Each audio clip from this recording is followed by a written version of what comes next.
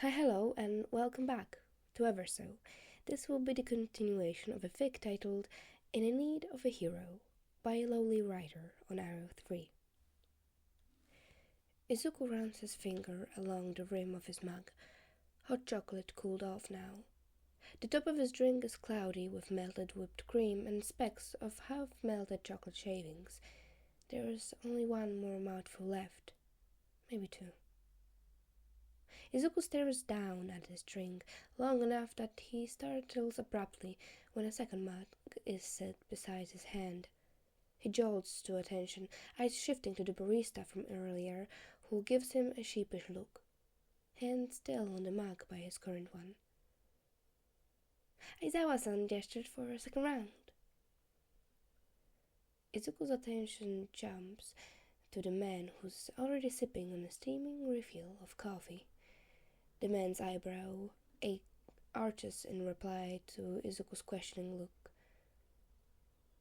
You don't have to drink it, Aizawa-san tells him seriously.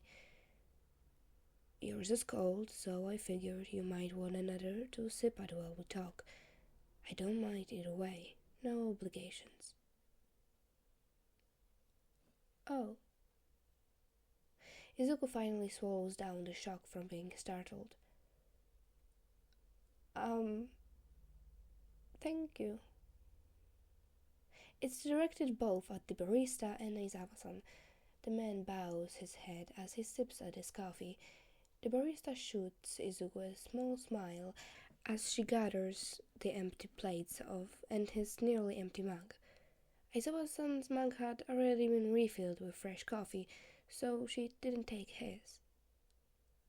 The man across from him is quiet for a long second as Izuku slurps at the fluffy whipped cream. What else happened?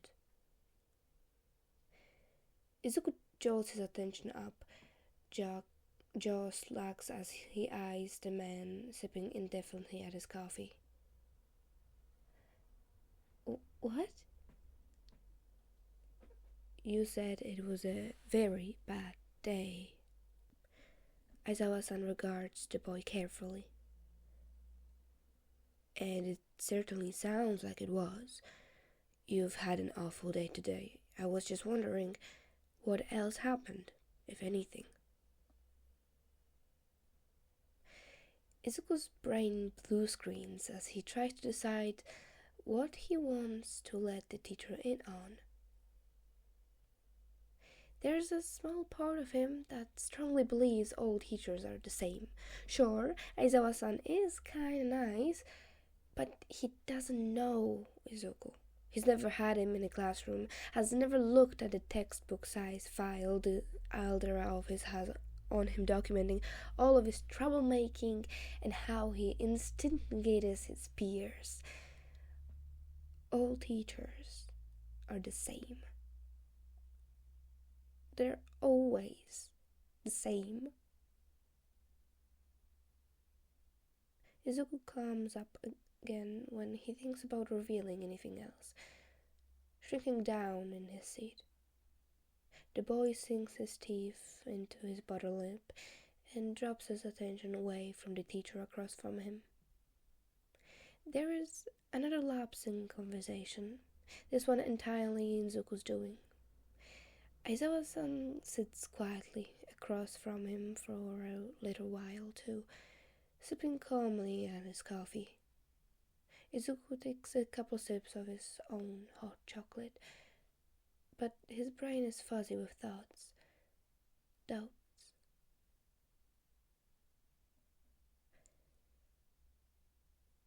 What do you want to do when you grow up, Izuku-kun? The boy startles at the abrupt change in conversation. There is a big difference between what happened at school and what do you want to be when you grow up.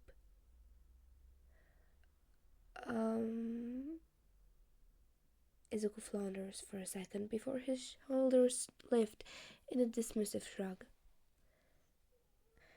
I wanted to be a hero when I was little, but The boy sucks in a breath, staring down at his shoes under the table. That's unrealistic.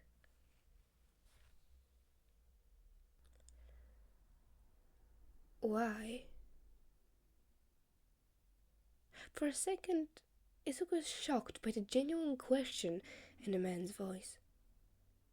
His back goes ramrod as his head snaps up to stare in awe at the man across from him. Aizawa-san blinks owlishly in return, holding eye contact when Izuku's eyes catch his own.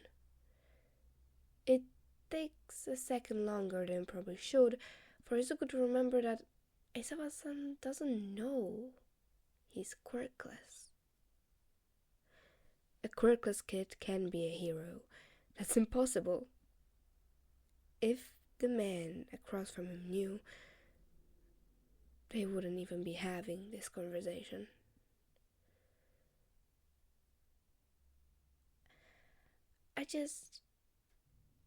The boy's eyes are back in his lap. Form slumping once more, this time in defeat. I can't.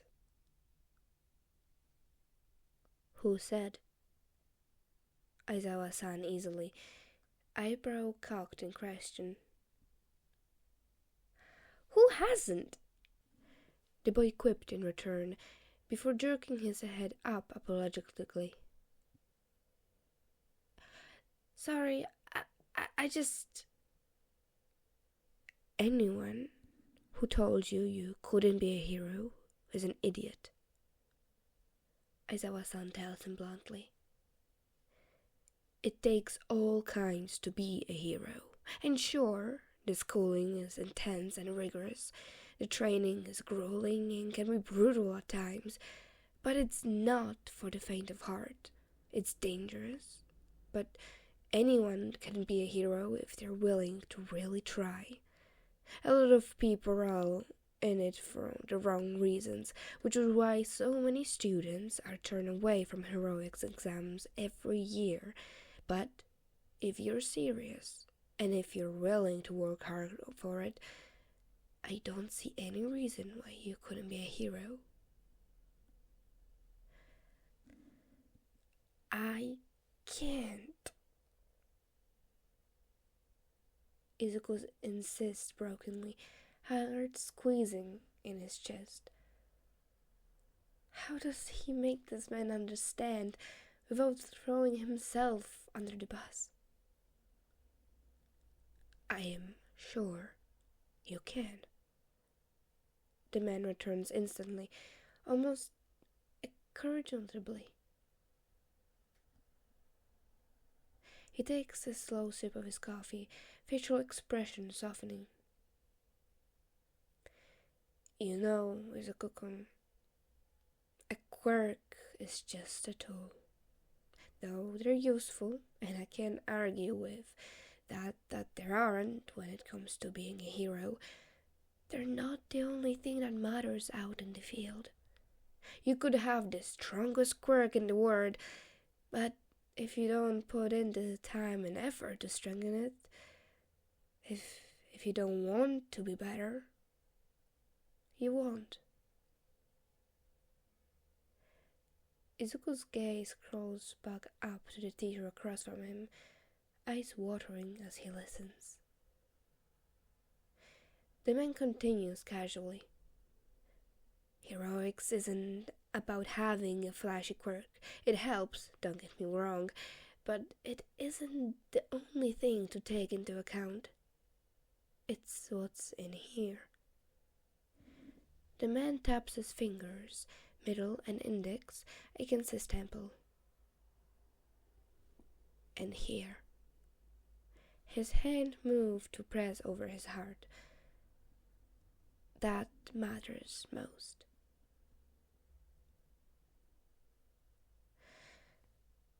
But the man regards Izuku carefully as the boy tries to find words, any words at all, before sighing heavily.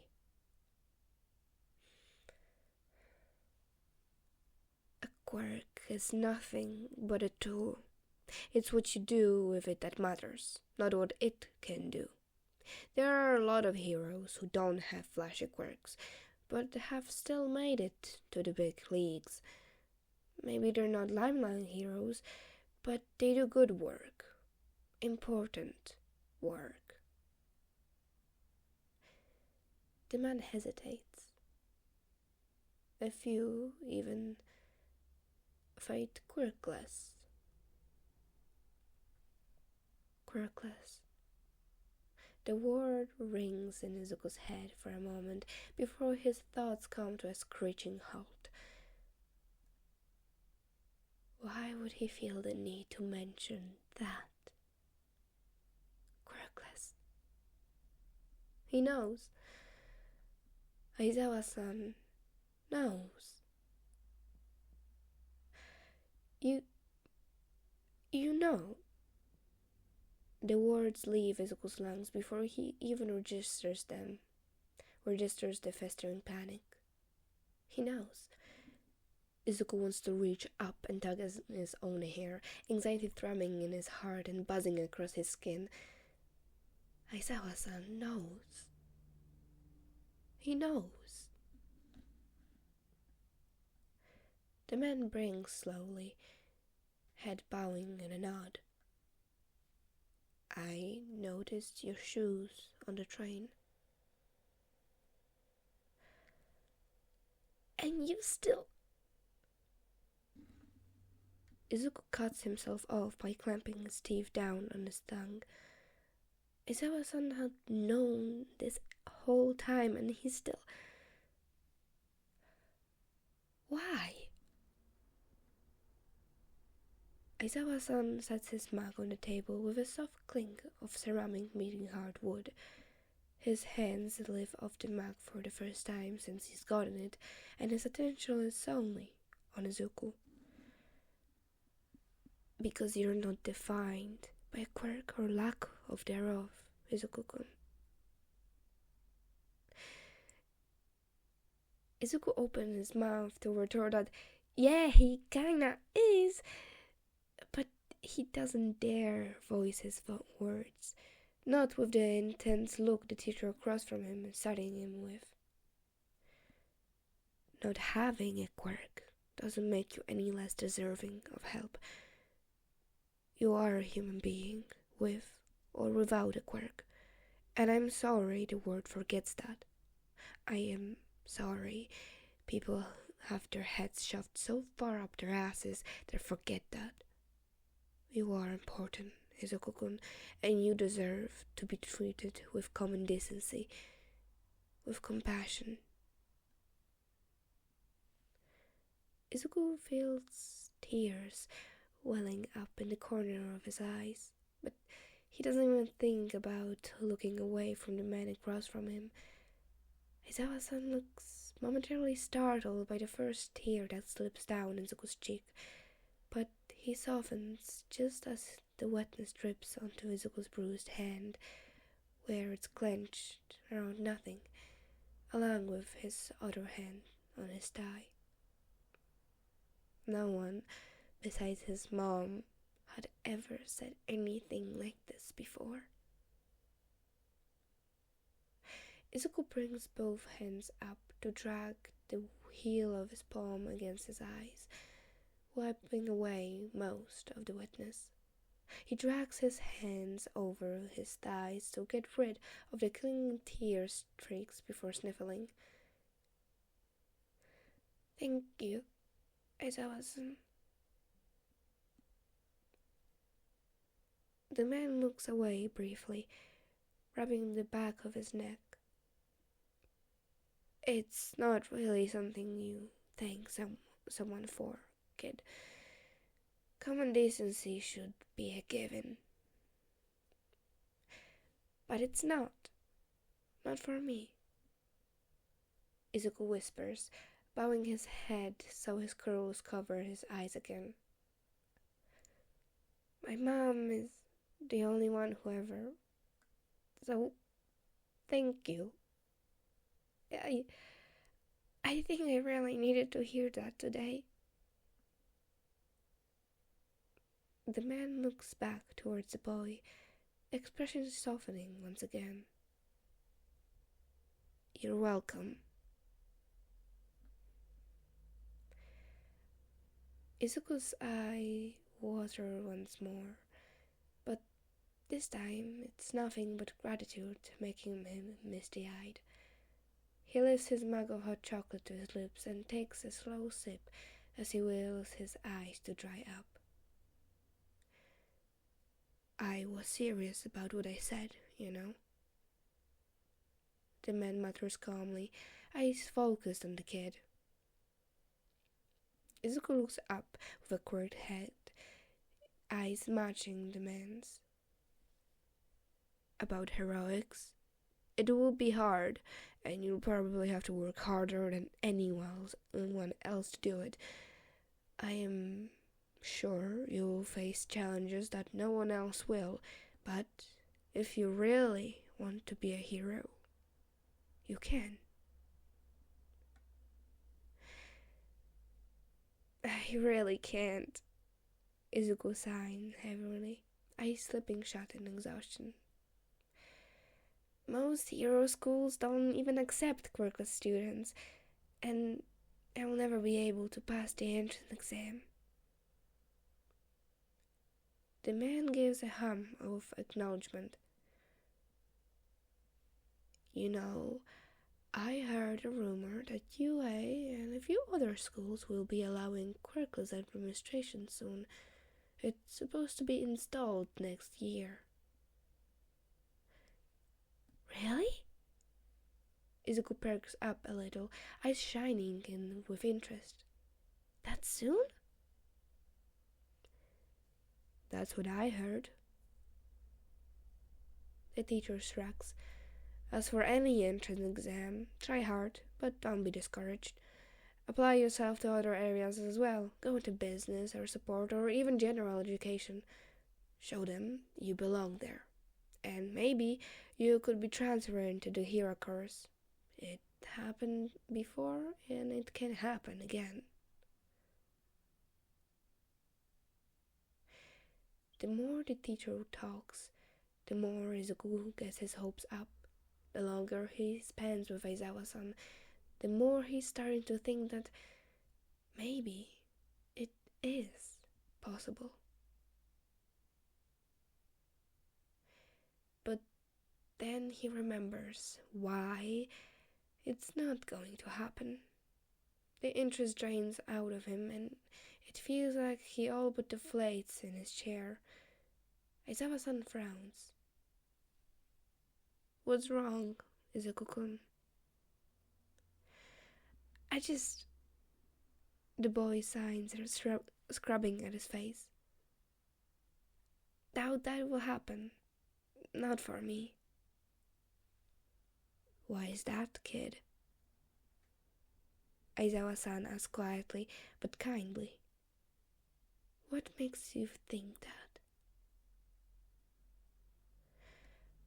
I don't have any good grades, Izuku mumbles, picking at his skin across his nail, around his nail. I doubt I'll be able to get into any high school, least of all a hero school, and especially not UA. That's the #1 hero school in Japan. What do you mean by bad grades? Aizawa-san quirks an eyebrow. I hardly pass. Lowest grade you can get without failing. Sometimes I will make it as high as 70%, but not usually. Is your schoolwork too hard? The man tilts his head, genuinely thinking over the boy's words. Have your teachers not been trying to help you understand better? Have they not been asking why you're not getting good marks? Not really. Izuku lifts a shoulder into a shrug. I study and I think I understand it, but I never do.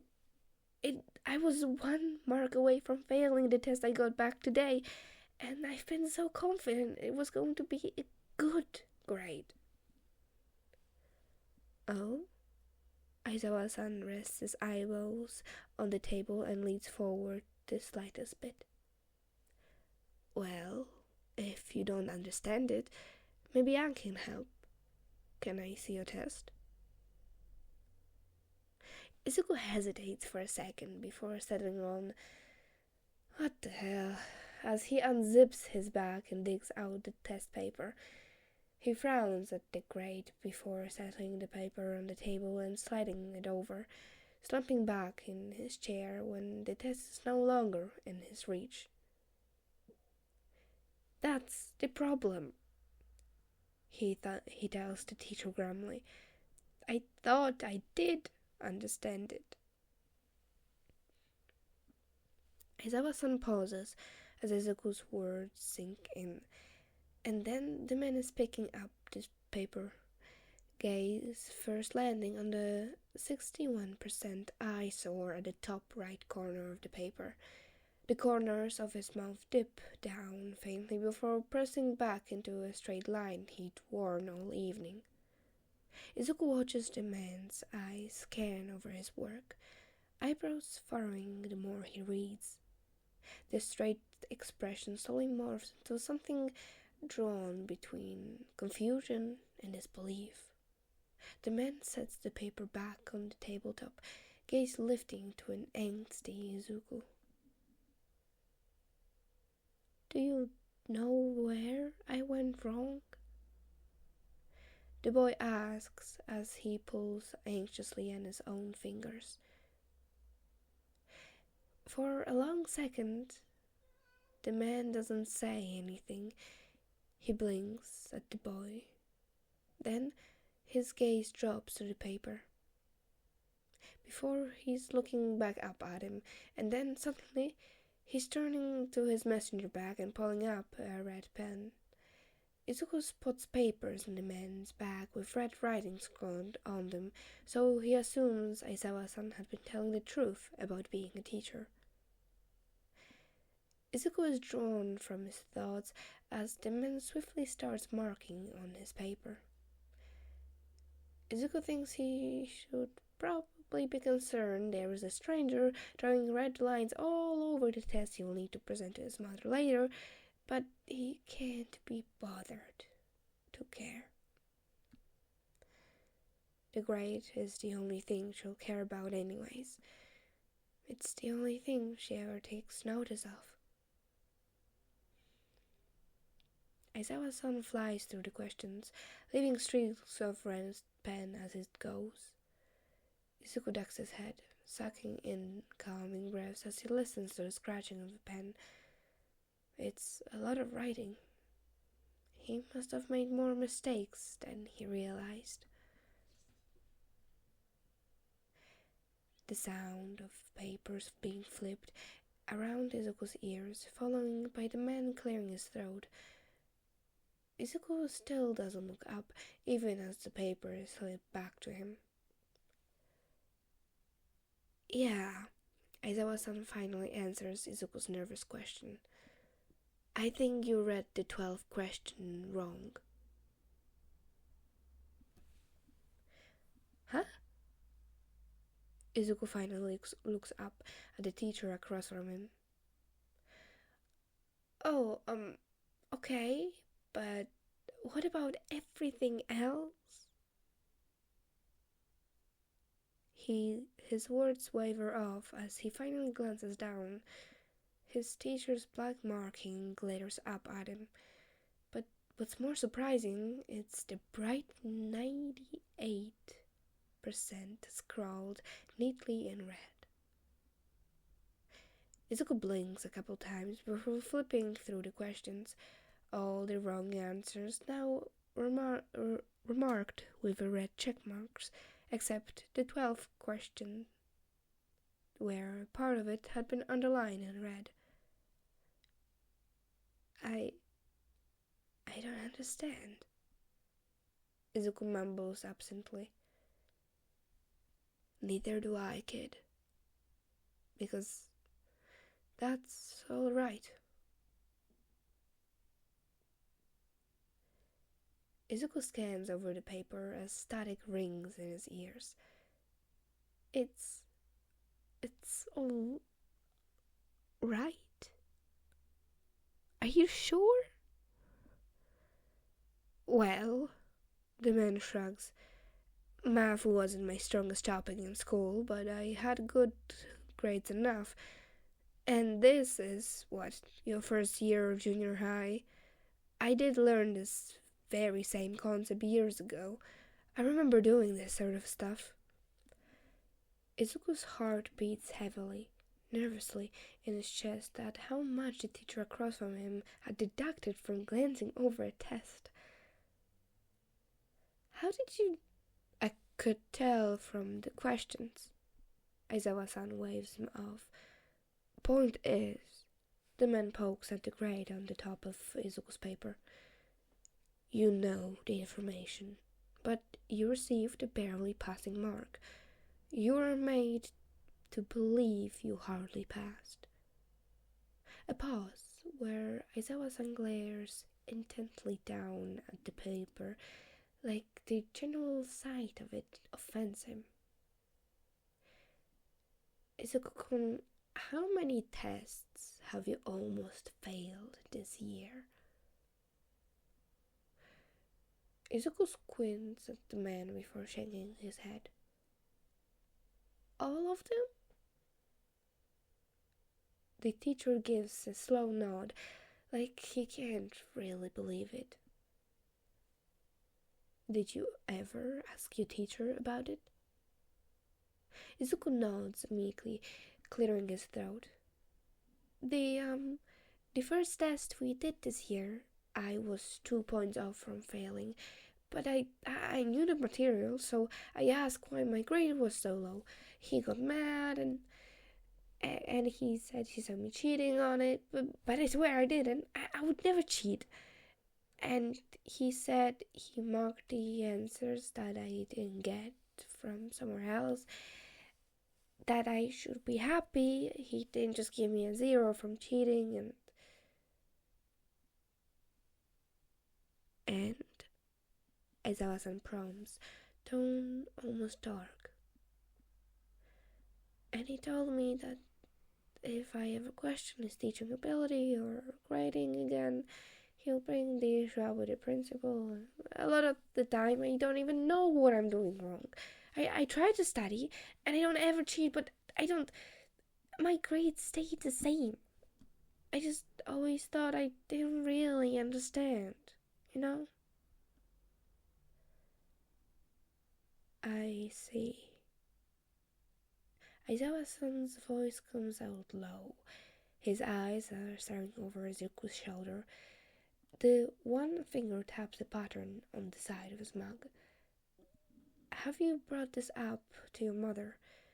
It's obvious your teacher is either an incompetent moron or he's making your assignment incorrectly due to your quirk status. Either way, letting the matter go is completely irrational. Falsified failing grades could disrupt your entire future, Izuku-kun. I can't do that!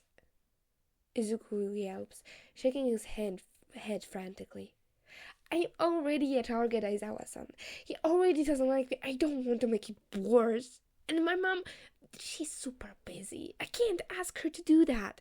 It's fine. I will... The boy swallows, through feeling sick and thick with emotions. It doesn't matter. I've accepted it already. I am sure that some high school will take me. Probably. Izuku deliberately looks away, hoping it will end the conversation. He glares down into his mug of hot chocolate, bottom lid caught between his teeth. He worries his lip between his teeth until it's raw, and that almost metallic taste settles on his tongue. A warning that he will draw blood if he bites any harder. The man lets out a slow breath before speaking. I am assuming nothing I sell were persuade you, huh? Izuku doesn't even look up as he shakes his head.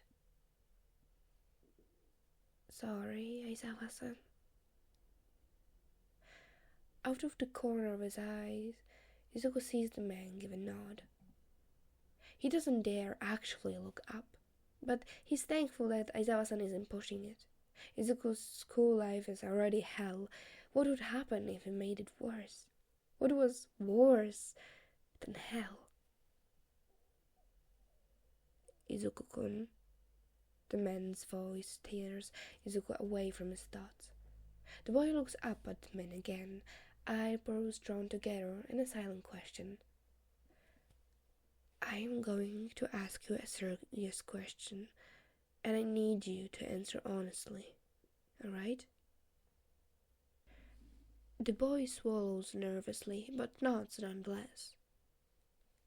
Has your teacher ever physically put his hand on you? Has any teacher or figure of higher authority in your school ever made you feel unsafe?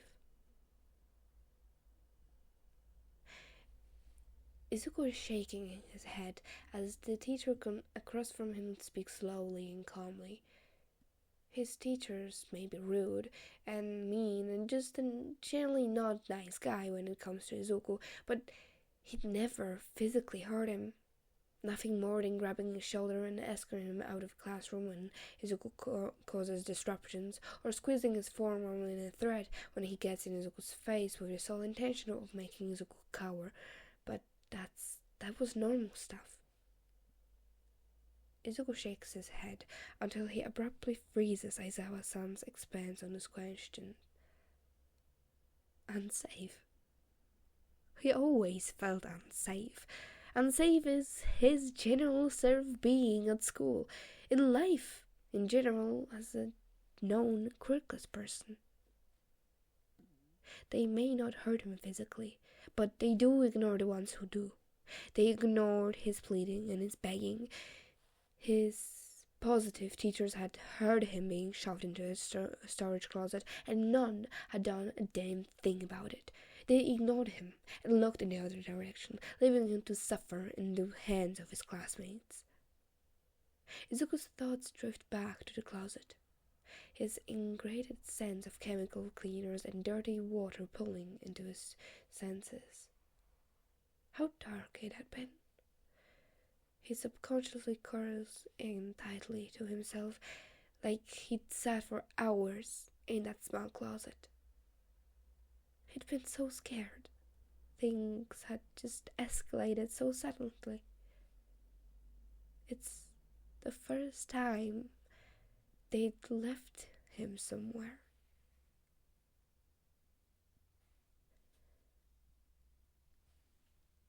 Can you take a breath for me, Izuku-kun? The words are distant, and it takes a few seconds for Izuku to separate himself from the swirling memory of the storage closet and focus on the word request. The voice is so soft across from him, and when his head finally clears a little, he realizes that it's just Aizawa-san. He's no longer in the closet. The boy sucks in a gulp of air, eyes squeezing shut. He's not stuck there.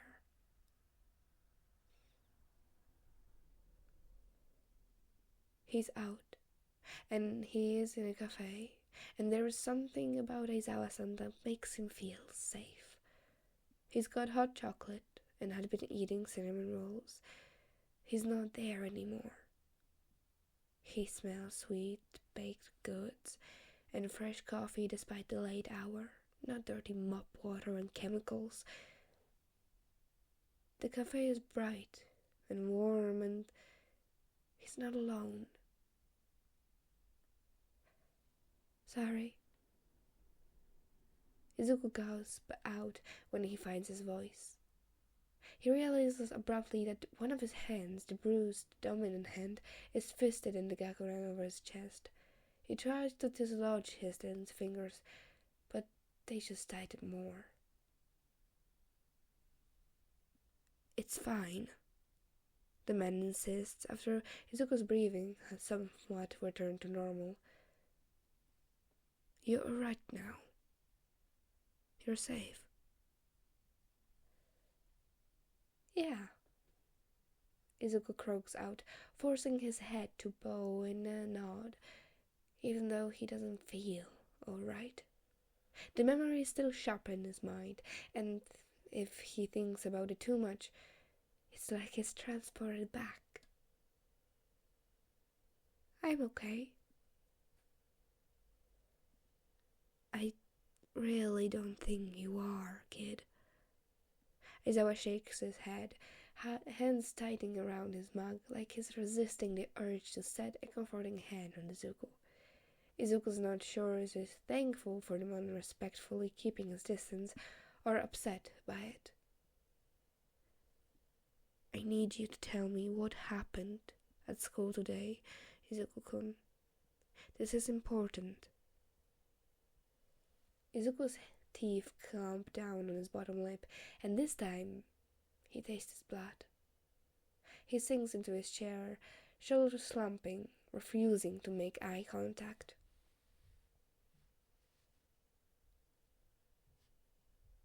Izuku-kun, Aizawa-san continues after Izuku doesn't mutter a word.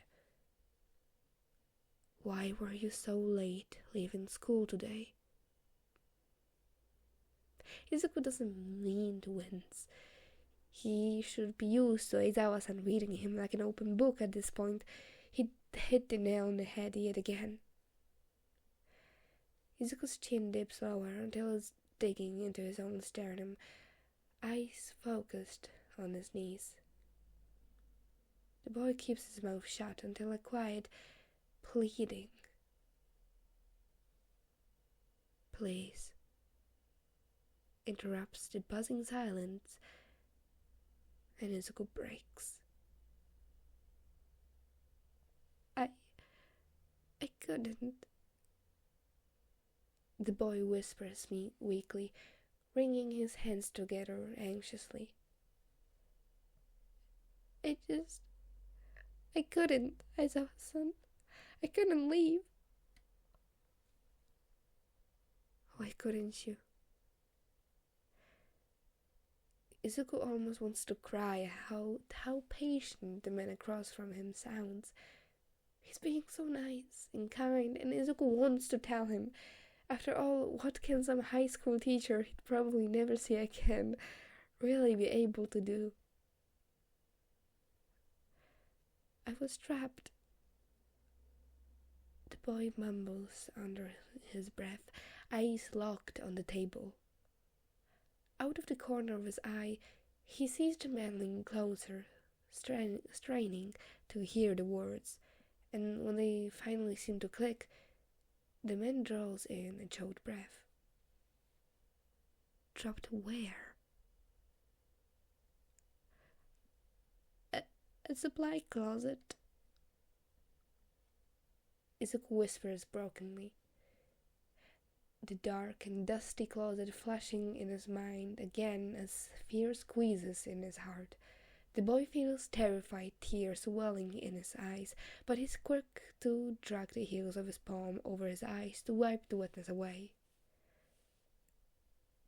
They locked me in after school, and I couldn't get out. I was so scared. Aizawa-san. The teachers? There was a tense, unrestrained anger in the man's voice, but Izuku shakes his head with a sniffle. He scrubs at his face. No, Cash and his friends did this. The teachers did nothing. They didn't help, they didn't even care, and I was stuck there all evening until the janitor let me out. Izuku fists tears away from his eyes again, lifting his gaze to the teacher across from him. Aizawa-san's eyes are glowing with a poorly concealed rage. Izuku might almost think his eyes were nearly growing red. The color swirling in the teacher's eyes blinks out of existence as Aizawa-san heaves in a calming breath and squeezes his eyes shut, before reopening them and focusing on the child across from him. "Thank you for telling me, Izuku-kun." Aizawa-san's voice is stiff, but calm and collected. "What your classmates did was cruel and illegal. That's assault, Izuku-kun. They could be charged." "No!" Izuku protests instantly, strengthening protectively. "You can't. They're just kids. It was harmless, and I didn't get hurt or anything. Besides, Kachan he's going to be a hero. Aizawa-san, the best hero.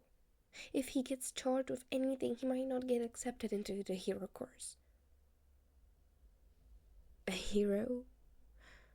Aizawa-san scoffs, and it's probably the most emotion Izuku had seen from the man. "Izuku-kun, locking someone in the supply closet is not heroic. Is that really the kind of hero you want to see in the world?" He didn't do it, though," Izuku insists stubbornly. "Kachan is mean, but not that mean. He's a good person, mostly. He just watches. He didn't put me in the closet. His friends did." Watching and doing nothing to help is almost as bad as actually doing it. "He doesn't know any better," Izuku insists once again, leaning over the table, closer to the man with protective insensibility sparkling in his eyes. "The teachers encouraged it, really, and no one tells him what he's doing is wrong. He's got a good quirk for heroics, and he is really a nice guy under all the intensity. But we used to be friends, so I would know. Trust me." The man across from him deflates slightly, sinking back into the chair. Izuku's words had stolen all the energy from his body.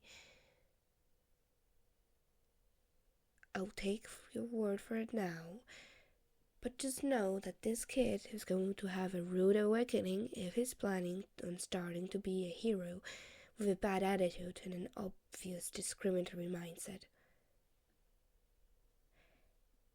If he ruins his own future, that's on him," Izuku said softly. "I refuse to read it for him." Something in Shota's heart seizes at this kid, broken down by school and society for something he can't even change about himself, something that should be trivial, but clearly is not. Minutes after a panic attack and still protecting others, still protecting someone who'd hurt him. There is not a doubt in Shota's mind that this child will make a fine hero someday. Shota is quiet as he thinks. He drains the last of his coffee and entertains the thought of asking for a third, but it's already late. It's getting closer to midnight, and the thought that this child in his first year at junior high, probably no older than 12, is sitting in a chair with a stranger, in a cafe with a stranger, that's worrying. He's been in the cafe with Izuku for over 2 hours, and at this point, he's not even sure he will have a second to even greet his husband before changing into his spider costume and heading out on patrol. He already knows Hisashi is worried. His phone had been vibrating in his pocket every half an hour. Shota feels bad for ignoring his husband, of course, but he knows Hisashi will forgive him as soon as he knows why. Izuku needed his attention. This quirkless child needed someone to listen to him. He needed someone to show him he's not alone in this world, and Shota's just glad he managed to get the kid in time. He's such a nice, put-together child, calm, clever, respectful. The world would be a darker place without this boy. The reminder of how he'd found the kid drops like a brick in his thoughts. Izuku had been seconds away from jumping in front of a train. Literal seconds. Honestly, that child he'd encountered at the station platform is not the child sitting across from him from now. And he's so incredibly worried. What had the child read on the slip of paper that had forced Izuku into such a state? That had pushed him over the edge. He couldn't leave without having all the information. He would never leave a child with a hollow look in their eyes, like Izuku had when Shota had first looked at him before they got on the train. What kind of a hero, no, a person, would he be if he just walked away from this now? Back at the station, the man corners of the man's lip pull downward slightly as he pauses, like he's trying to figure out how to word something. You pulled something out of your pocket, read it, and then something in you, in your body language, shifted right before you. The man frowns, straightening up as he clears his throat. He keeps his voice low as he continues, aware that they're not alone in the cafe. Try to take your own life. What was on that paper?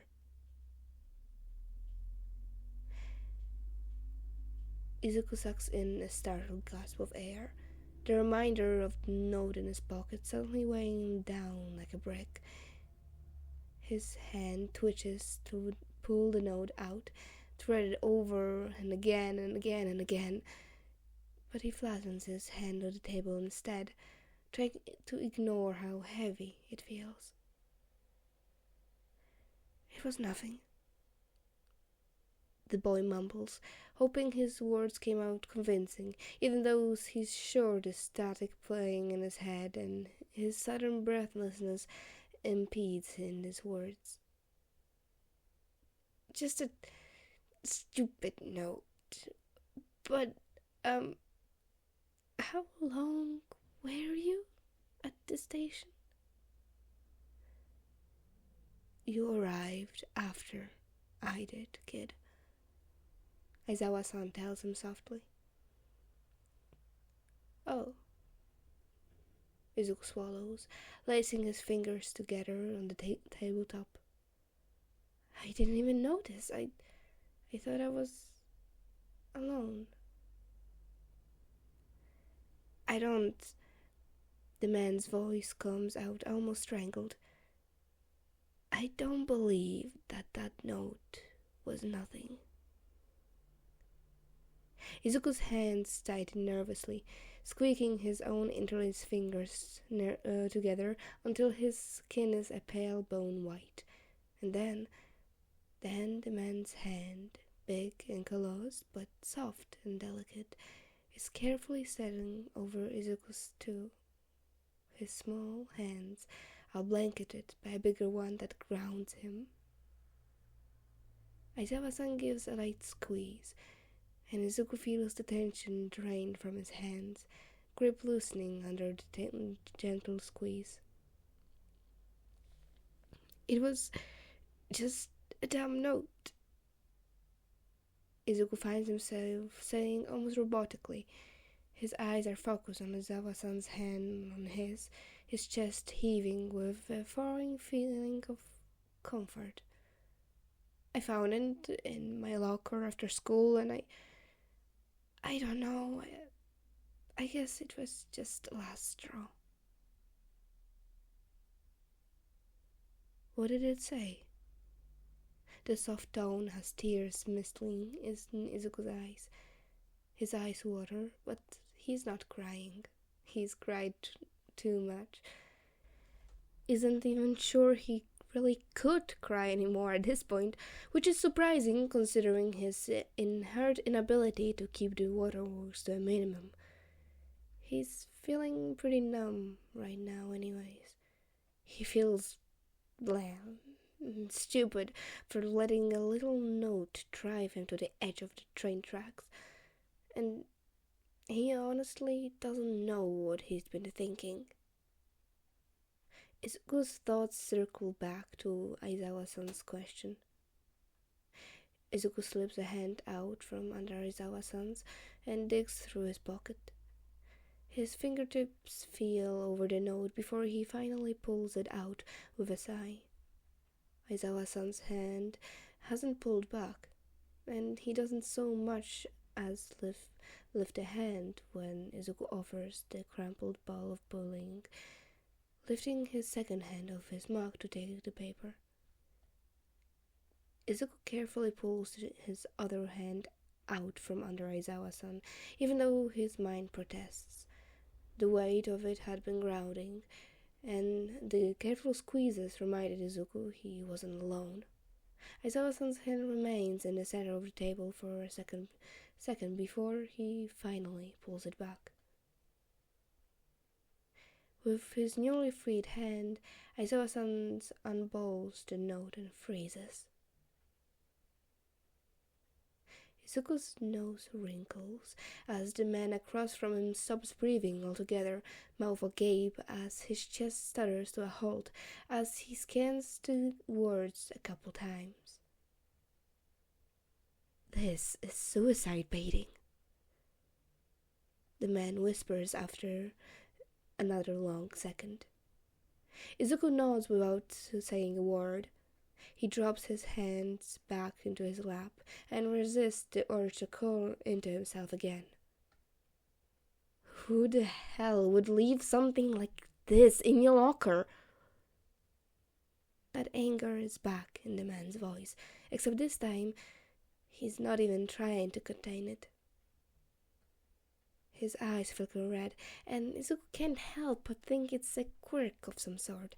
The man's hair lifts weightlessly overhead, and if Izuku weren't so emotionally exhausted, he would have been asking questions about his quirk. "I don't know who left it," Izuku offers quietly. "I didn't recognize the writing. It could be anyone. It's common knowledge that I'm quirkless. The entire school knows." This is the final puzzle piece Shota needed to understand the boy in front of him. He's seeing everything in a new light. Why the boy's body language had flipped so suddenly, that drying force that pushed him to stand brokenly at the edge of those tracks. He understands completely why Izuku would consider taking his own life, and the grim reality of it makes Shota feel like he can't breathe. Izuku had a shitty day, in every sense of the word. He'd been bullied by teachers and students alike. He'd been forced into a supply closet and left for hours, had starved most of the day. He'd been hurt and belittled, led to believe he was stupid by someone he's supposed to teach and protect him. And to finish the day off, he found a note that suicide baited him hours after he was supposed to be home. It is really no surprise that this child, a little kid, had a lapse in mental health. "I really won't try to do it again, Aizawa-san," The child, this little kid, offers softly, like he's consoling Shota. There's sharp honesty in the child's voice, calm and level-headed. I don't want to die. Shota's standing at an impasse of sorts. This isn't something he can just forget. Logically, he knows he needs to contact the police department, he needs to contact the hospital and this child's guardian. He's been taken away from ending his own life. Izuku needs therapy, he needs help. But this also isn't normal circumstances. Quirk discrimination is a real problem. Quirkless are denied medical care and they're denied mental health resources. Hell, the news only ever cover quirkless deaths and suicides out of obligation. The world simply does not care for those deemed lesser due to quirk status. As is, there are so few people Shota would actually trust with this kid who's seen more than his fair share of how awful the world can be. He also truly doesn't think the kid will make another attempt at his own life. He doesn't even think the kid was really thinking when he made the first attempt. He's so young. He's young and impressionable and took an absolute beating of a day. One thing after another was piled on the poor kid's shoulders. Honestly, it's surprising he's still as quick-witted as he is. No one's completely immune to cruel words and suicide baiting. Shota takes himself from his thoughts. Let me walk you home. It comes out more like a demand than a question, but he really is asking. The boy could say no, and Shota would respect that. He'd already trusted him enough to follow him to some cafe, but this is a whole new level of trust. That said, the child isn't off scot-free.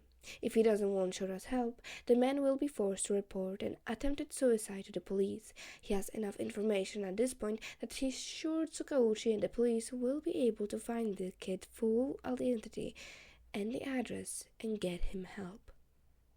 Help he can't quite walk away from. The boy's nose scrunches up as he mulls over the question. For a second, Shota thinks he might say no, but then the boy's shoulders drop, and he gives a faint nod. Okay. Shota feels his own relieved nod, standing up and grabbing his messenger bag. The boy follows suit and swings his monstrosity of a yellow backpack over his shoulder and falls into step with Shota. The man pays for their drinks and cinnamon rolls, and the barista, tired smile and all, offers the both of them some leftover baked treats that will be thrown away anyways. It's then that Shota realizes that the entire cafe is empty besides the two of them and the barista, and that is past midnight. The cafe was supposed to have closed over 15 minutes ago. He bows an apology, but is waved off, the barista's smile waning as she lets out a tired laugh. He tips double what he usually would in an attempt to make up for keeping her late, and makes sure to bow gratefully as Izuku clutches 2 paper bags to his chest. One with a cinnamon roll that the king insisted Shota take home from his husband, and the other containing 3 different varieties of muffins. The two of them leave the cafe, with the barista following them to the door to lock it up since they are officially closed for the night. Izuku leads Shota down the dark, now vacant streets until they arrive at an apartment complex. He pauses, and Shota is torn between being anxious and the kid isn't showing him exactly where he lives, but also proud that the kid has at least some stranger danger sense. Izuku pauses by the door, shuffling his feet anxiously. I don't know if you wanted to talk to my mom, but she, I thought you said she wasn't home? Shota cocks his head to the side. Izuku gives a hurried nod that knocks the curse into his eyes. She isn't. You're not going to tell her, right? That I don't want to worry her, and she's already so busy. She won't even be home for at least a couple hours, and she will cry if she knows. I don't want to make my mom cry, Aizawa-san. I'll tell you what, Shota offers him softly, grabbing a sticky note and his red pen from his measuring back pocket. I'm going to give you my number, and you're going to check in with me every day. Just a simple text. I'm not supposed to do this. I should be bringing you to the hospital and getting in contact with a mother or the police station, reporting this and getting you help now, but I know it's different for you. Shota pauses as Izuku grows paler by the second. Shota offers the scribbled on the sticky note, and Izuku takes it with a limp hand. You are a smart kid. You should know that I can't just walk away.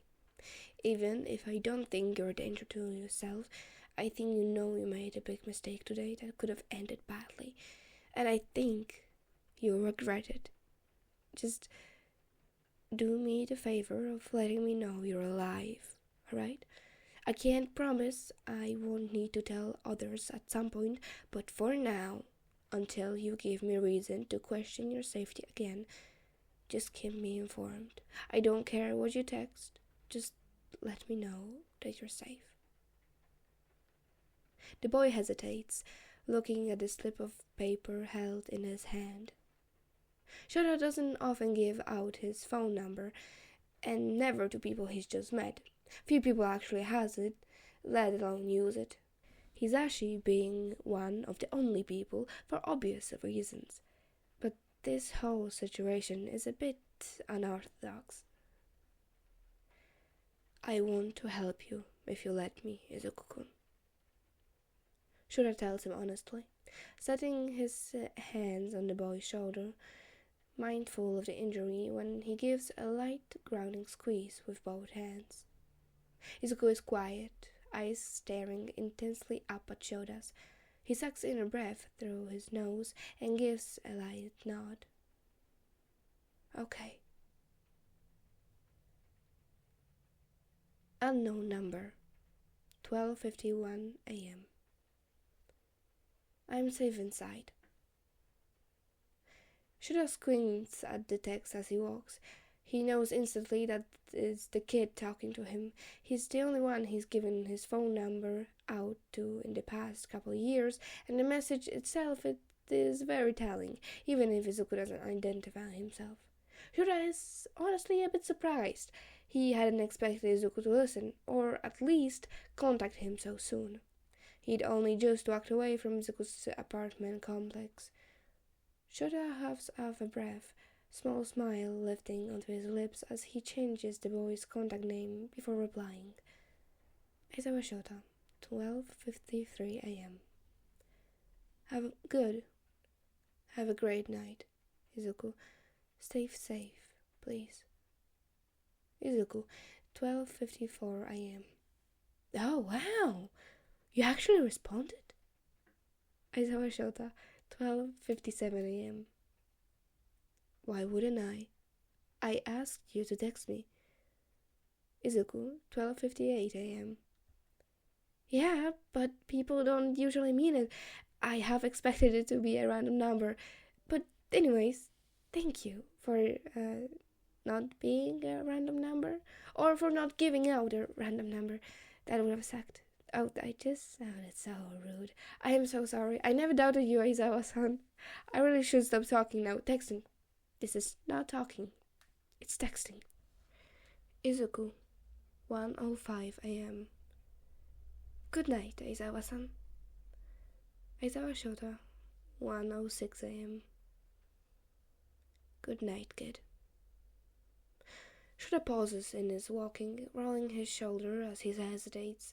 He scrolls through his phone, settling a contact and staring at a blank text bar for a second. Aizawa Shota, 1:30 a.m. I need your help with something. He doesn't wait long for a reply, not that he was expecting to. Nezu, 1:30 a.m. Ah, good morning, Aizawa. It must be quite pressing if you're requesting help so early in the morning and on a patrol night as well. You never cease to surprise me. What can I do for you? Shota bites at his lip, leaning his shoulder against the side of the building he's standing beside. He's already late for patrol. What's a couple more minutes? He's doing just as much hero work now as he will be after he's changed and on patrol. He will be helping Izuku, because if anyone deserves some help, it's that little boy who'd taken the words shit alone for far too long. He meant what he said when he said he wanted to help.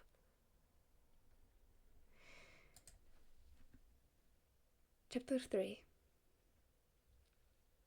The night Shota meets Izuku, he does not end up going on patrol. His conversation with Nezu had been long, and he hadn't even managed to drag himself into the apartment until just before 2 a.m., where he'd been tackled with and held in a death grip by a near-hysteric Hisashi. It was at this point that he realized he'd forgotten to reply to any of Hisashi's texts between his worry for the child and his budding rage at the kid's situation. He feels bad that Hisashi had been subconsciously shifted to a back burner so he could focus on Izuku, and then had been ultimately forgotten about. He'd had an apology on the tip of his tongue when he caught Hisashi's eyes for the first time since walking through the door, but his words died on his tongue when Hisashi's expression crinkled with confusion, before softening with worry.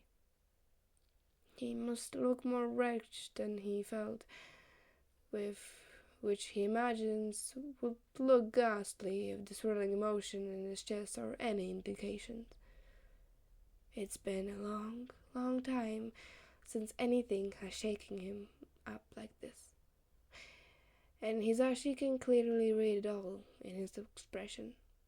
Maybe that's why any lingering annoyance, frustration in his husband's eyes flicker out of existence as they study one another for no longer than a second, stood silently in their genkan.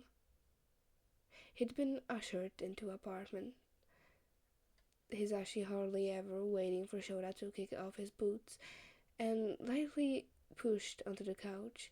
He just the light weight of his husband's hand pressing against his tense shoulder had him tipping backwards in an exhaustion he'd been shoving down since classes ended that afternoon. He hadn't realized how tired he actually was.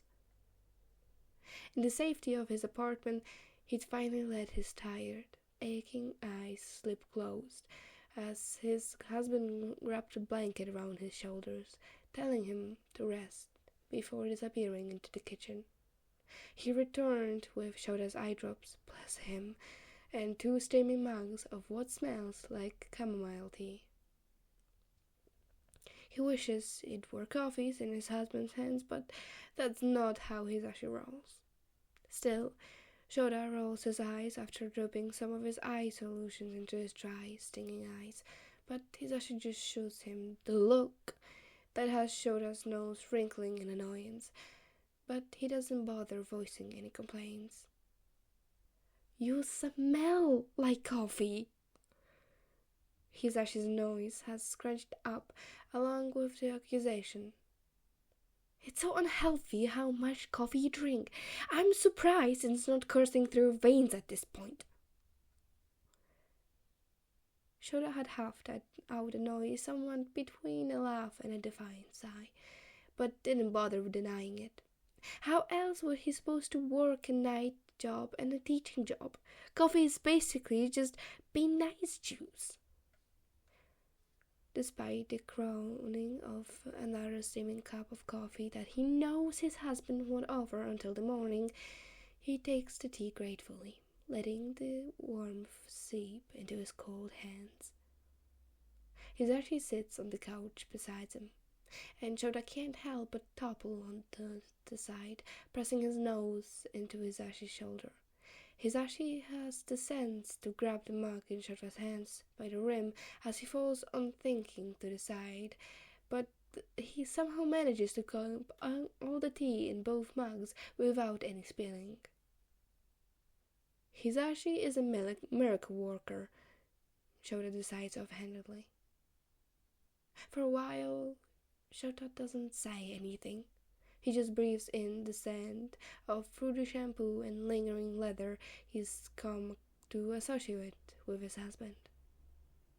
Hisashi doesn't say anything either, doesn't force Shota to talk. Shota knows he's worried and angsty and probably wants an explanation as to why Shota is arriving home at 2 a.m. when he texted Hisashi that he was leaving UA just before 9. Hisashi just quietly sits there, sips at his tea, and lets his second hand card through Shota's hair that he carefully and with ease takes out of the lazy half burn. Shota all but melts into Hisashi and tries to let his buzzing thoughts calm enough that he can explain himself. When he finally finds his voice, he tells his husband everything.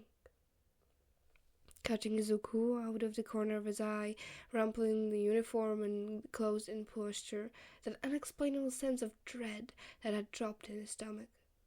He tells Hisashi of the panic he'd felt as the kid stepped closer to the edge of the tracks, how the child had tipped towards, how Shota had barely caught him. Hisashi wraps an arm around him and squeezes tightly, burying his face in Shota's hair. Shota is not new to attempted suicides. It's unfortunately part of the job as an underground hero, especially one who travels by rooftops more often than not, but each one always claws at his own mental health.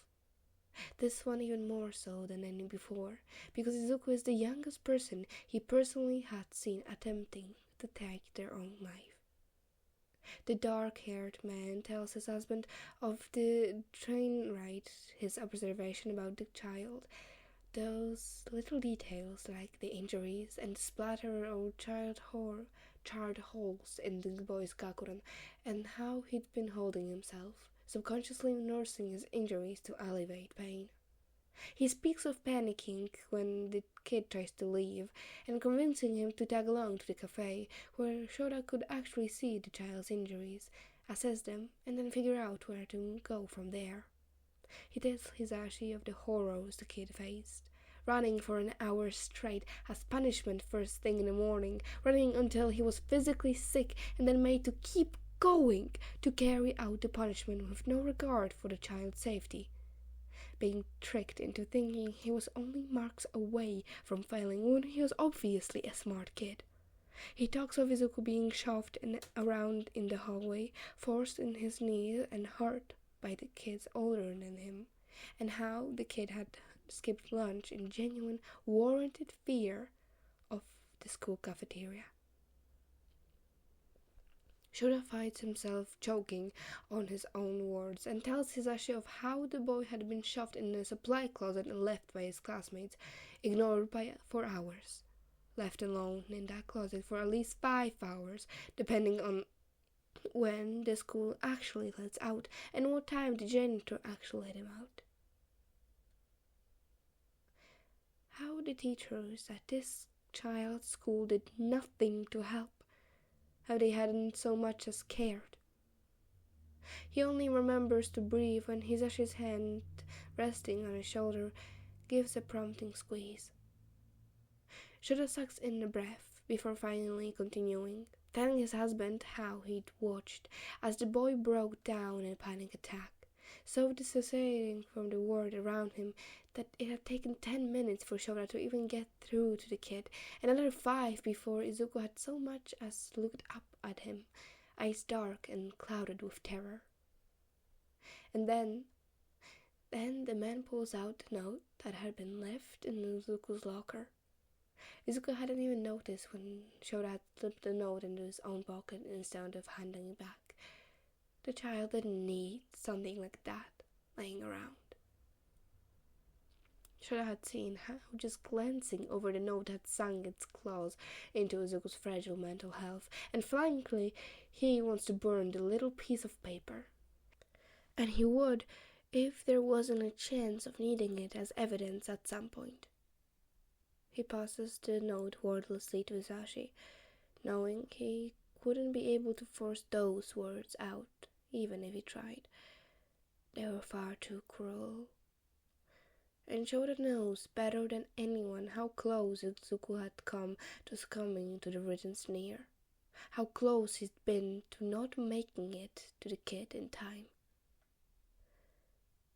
Hisashi's entire frame stiffens under Shota as he reads the short note. His hands clench, crinkling the paper as he does. He feels Hisashi's chest expand with a calming breath before he's blowing it out and turning to look down at where Shota is watching him. So, where do we stand now? Hisashi asked him calmly, and it's only because Shota had known this man since they were 15 years old does he hear the anger in his voice. I talked to Nezu on my way home, Shota informs as he rubs at tired eyes. It's all the information either of them needs to know that the issue is on its way to being handled. Nezu doesn't get involved in things unless he plans to fuck shit up, and he'd been quite happy to jump on board the takeover whatever abusive, discriminatory school Izuku attends train. It's their only thing Nezu is good at.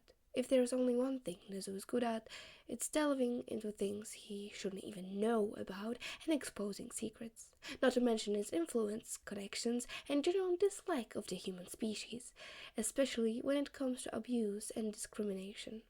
No non-human creature had ever held so much power in its teeny tiny little paws, and Shota doubts anyone like causing chaos more than Nezu.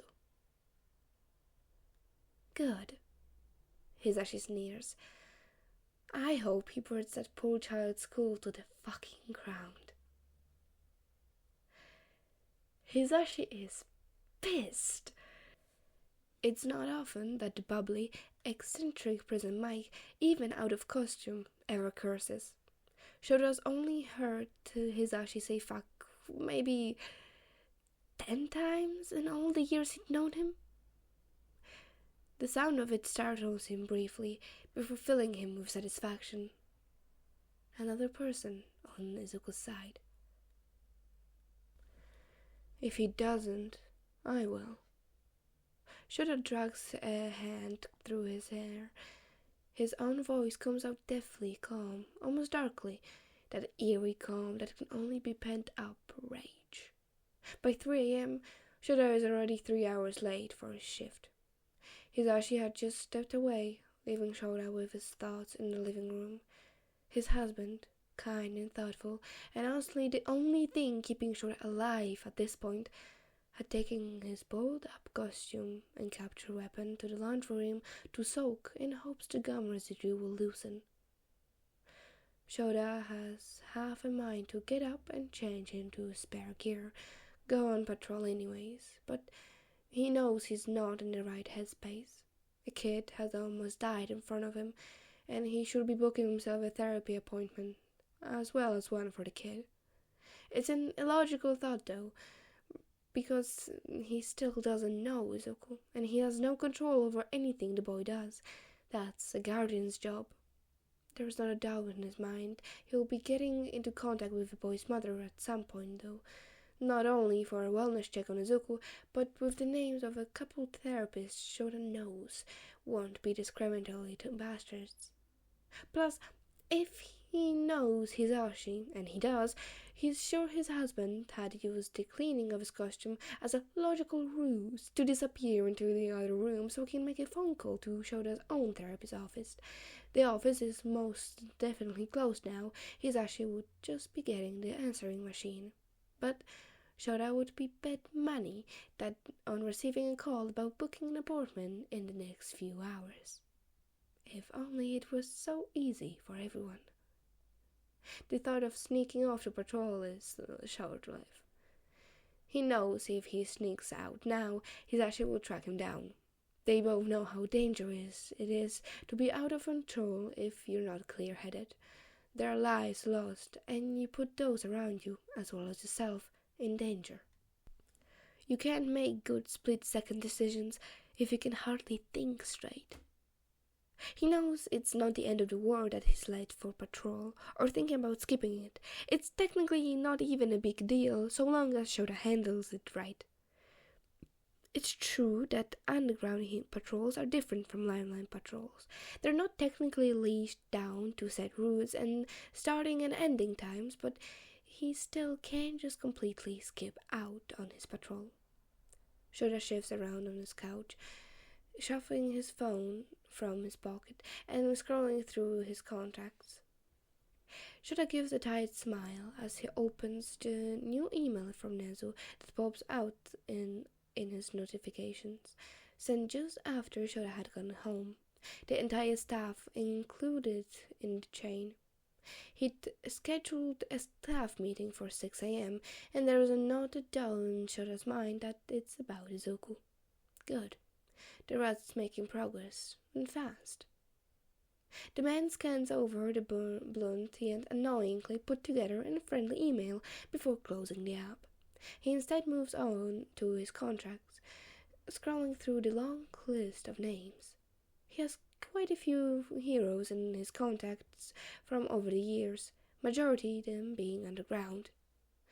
Underground heroes might not be well known to the general public, Shota least of all, but the underground heroes themselves, they are a small community. Working underground is more of a team effort than limelight hero work is. They do their own thing for the most part, patrol alone, and usually take out the petty thugs and low-grade villains they come into contact with on any given night. But they all keep an eye out on each and another and help out when needed. They have their own communication channels that are linked directly to the police, which makes night work easier and a bit less dangerous considering the majority of the world, limelight heroes included, are asleep and of no use to help. They know each other's routes, oftentimes overlap with underground heroes as well. They're familiar with one another, quirks and personalities. Shota can name all of the underground heroes who cover patrols routes in Musutafu area. Underground work often deals with bigger operations and organizations that take place in the night, like taking down drug rings and human trafficking organizations. The types of things that the government wants to keep under wraps as to not worry civilians, where teamwork and police assistance is a must if they want to succeed. Limelight works deal with more things covered in the media, flashy robberies, hostage situations, and overconfident rampaging villains. Big names taking down widespread crimes due to media coverage. It makes people feel safer when they see names they know, faces they know, taking down threats. Both underground and limelight heroes are actually equally important. But there are some aspects of underground work that are darker than most daylight heroes give them credit for. He knows of one hero who should still be in the area near Shota's assigned patrol route. Nightwatch eagerly agrees to checking out Shota's route in his stead, not even needing to hear Shota's excuse for skipping out on patrol. He hadn't expected the hero to pass it up, honestly, but he's still a bit surprised Nightwatch had jumped so quickly on the request. Nightwatch was a newer underground pro who should have found himself running into more often than not due to their overlapping routes. Nightwatch had taken an interest in Shota for whatever reason, and now the Erasure hero is sure the kid looks for him on patrol. The hooded, Google-clad pro had slowly eased his way into Shota's tight circle of considered acquaintances. He was young, not much older than Shota's current second-year students. As far as Shota knows, he's just recently graduated from Shiketsu and had all the same over-enthusiast and excitable puppy traits that he was trying to teach out of his students. Heroics wasn't a game, and every hero, limelight or underground, always gets a rude awakening at some point or another. Nightwatch had a mutation quirk called Vision. Not only did he have a 20-8 vision, similar to that of a hawk or an eagle, but he also had night vision that made him an asset in the underground heroics world. Maybe that's why Shota had let the new pro get close. Ice-based quirks were few and far between, so it was nice to find someone who had similar struggles. Nightwatch had also been one of the pros Shota had been thinking of when he told Izuku that quite a few underground heroes tend to fight quirkless. Shota slumps back into the couch after giving a thumbs-up confirmation text from Nightwatch. The man lets his eyes drift shut again until Hisashi is walking back into the room, pausing at the side of the couch and eyeing Shota with uncertainty. You are not going on patrol tonight, right? Hisashi's voice is strained, like he's rearing up to launch into a lecture about overworking and not taking your own needs into account, a rehearsed spiel that he often recites to Shota. The dark-haired man's lip twitched faintly into a smile as he lolls his head in Hisashi's general directions, eyes locking on the worried green. No, Shota huffs, humor curling his tone. Nightwatch had agreed to checking out my route for me. I don't know if you saw the email, but we've got a staff meeting with Nezu in like 3 hours, and I would like at least an hour of sleep before that. That's a relief, Hisashi sighs, slinking towards the couch where he perches on the arm of it. Wait, seriously? That's fast, even from him. I get it, though. From what you told me, it doesn't sound like something Nezu would delay. But, yeah, you're right. We should definitely cut some Z's if we're going to get ready. I'd hate to have to drown myself in coffee like you do to stay awake. If it works, it works. Shota returns in a deadpan. Hisashi laughs once again as he stands, stretching his back before offering Shota a hand. The man grabs a hold of Hisashi's hand and lets himself be pulled up. His foot catches on his shoulder bag, and for a second he pauses as something crinkles beside it. Oh, wait. He pulls away from Hisashi and crunches by the bag. I have something for you. Hisashi perks up, as he always does for surprises, and Shota's too tired to pretend he doesn't think it's cute. He pulls out the brown paper bag, hoping the treat didn't get too squished. This is from Izuku, Shota tells his husband softly, as he holds out the brown paper bag containing the singular cinnamon roll that Izuku had insisted Shota bring home from Hisashi. He doesn't need to cement how sweet of a kid Izuku is. He's sure Hisashi got the picture from how Shota had talked about him, but this has the desired effect when Hisashi softens even more, taking the bag into his own hands. Aw, Hisashi coos after peeking into the bag. I haven't even met the little listener yet, and yet I already love him. He's so sweet. Shota just smiles softly as he follows Hisashi to the bedroom, listening to his husband planning his morning breakfast to include the cinnamon roll. Shota doesn't need to plan his breakfast. Coffee. And maybe a jelly pouch if he can manage without Hisashi noticing.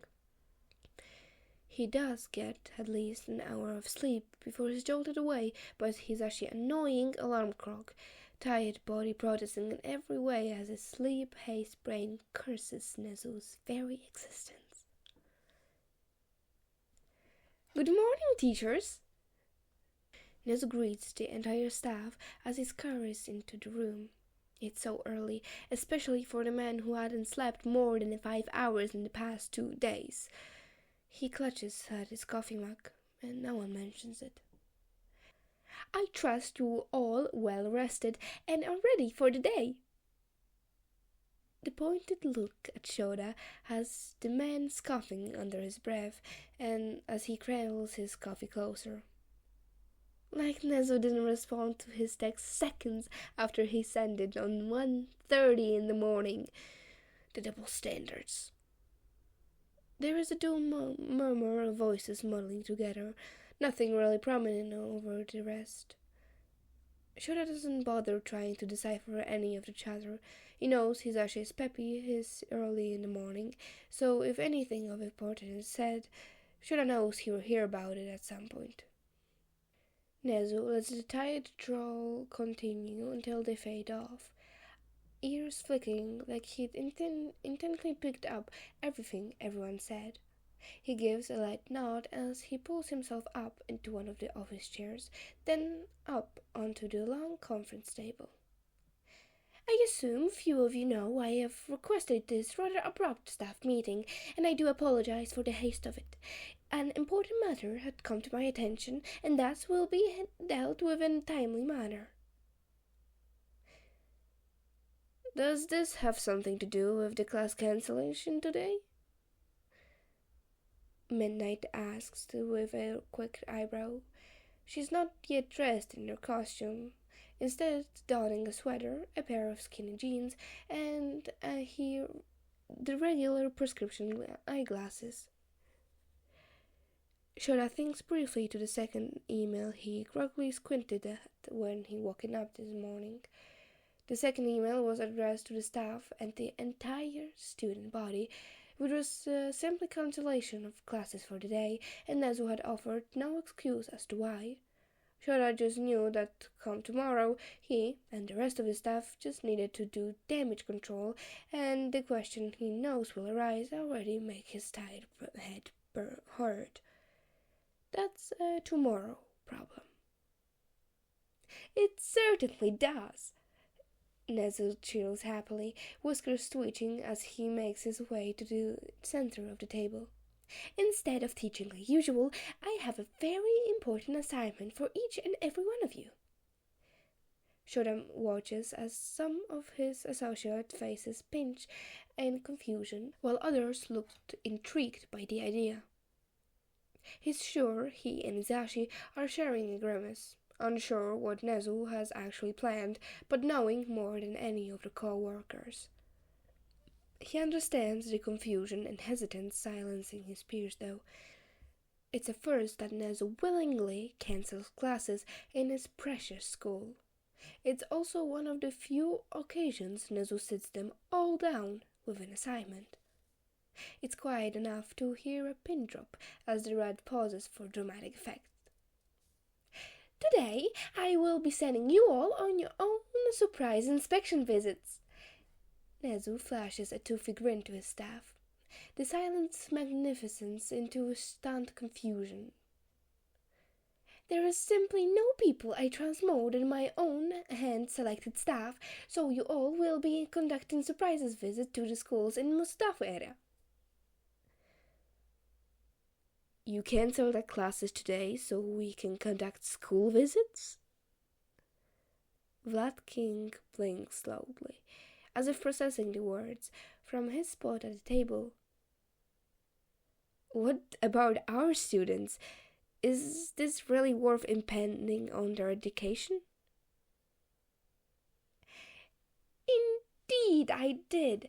Nezu stirs along the tabletop towards the strokey man, tone edging authoritatively despite the cheer.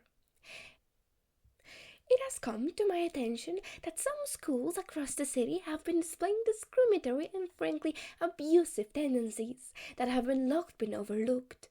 That simply will not do. Can we call ourselves heroes if we turn a blind eye and ignore the problem? I don't think so. I see. Vlad wheels back into his seat. I apologize, sir. Forgiven. Nezu stares at him with his beady eyes. A silent warning before he's marching back to the center of the table. Hand lands behind his back. As for our students, I doubt they will be upset at the lack of classes today, as any student eager to learn would be, but patience is also a key trait one must possess to be a successful hero. And the principal's smile sharpens. Even UA students deserve a break every so often. The teachers glance around at one another, but no one dares say anything. Nezu draws the attention all back to himself. I do think it's high time these dreadful accusations were looked into, no? I've set you up with a schedule of schools in the area you will be stopping at. Your instructions are simple. Observe. Observe the students, observe the staff. Each one of you is a skilled pro hero. Look for discrepancies in how the schools are running versus how they should be running. A pro hero showing up unannounced will make them scramble if they are indeed guilty. We want that. We want to see them panic. Covering up one's wrongdoings in a hurry often leads to things of importance being overlooked. It leads to opening for us. I would like to make this clear, teachers. If you have any doubts about the safety of any students you come across, a single lapse of confidence in how a school is running or treating their students, you report back to me, and I will look into it promptly. You are completely within your right to act on any blatant abuse you come across, but do keep in mind when school's officials are onto us, they will cover their tracks. How did this come to your attention, sir? Snipe asked calmly. He's the brave one to speak, or very brave even, since they've all seen Nezu's cheerful disguised short temper just seconds ago when he addressed Vlad. A member of our staff came to me with some concerns after encountering a child in a very poor headspace yesterday evening. I will spare you all of the details for confidentiality's sake, but I do hope we can all do our best and get to the bottom of this. I am sure we can all agree that this is of the utmost importance. A child suffering under a pro hero's watch, in a school no less, is appalling. Negligence like this is often overlooked due to quirk status, and I doubt this child is the only child in need of help out there. You all know there is nothing I despise more than cruelty. Do take my word. Do take my word on the severity of the situation and handle it with care, teachers. When Nezu stops talking, the teachers around the table glance at one another. Shota keeps his head bowed over his coffee, hair curtaining his eyes. He feels his hand squeezing his knee softly under the table and takes great comfort in it. Well then, if there is no questions or comments, a list of schools selected specifically for each of you will be sent to your email shortly. We have the entire school day to make your rounds, hence classes at UA being cancelled. I expect you all to prove your full and uninterrupted attention to this assignment. Email me any school you find lacking, as well as any incidents you might come across. Use your best judgment as defined pro heroes and teachers I know you all to be. There is a small murmur of voices, all in agreement. No one is willing to deny Nezu.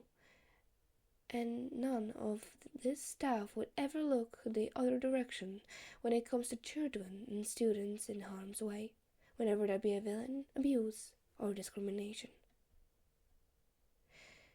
This staff disperses in an orderly fashion as soon as they're dismissed, everyone leaving the conference room to prepare for their tasks. Some of them are in costume, like Hisashi and Shota, while others are leaving to get changed and get their equipment. Shota hesitates after the last person leaves the conference room. He'd gotten his own list of schools, but none of them were even close to the district he'd met Izuku in, nor where Izuku lives. A question, Aizawa-kun? Nezu, sharp as ever, asked without turning to look at him. Did you find the kid?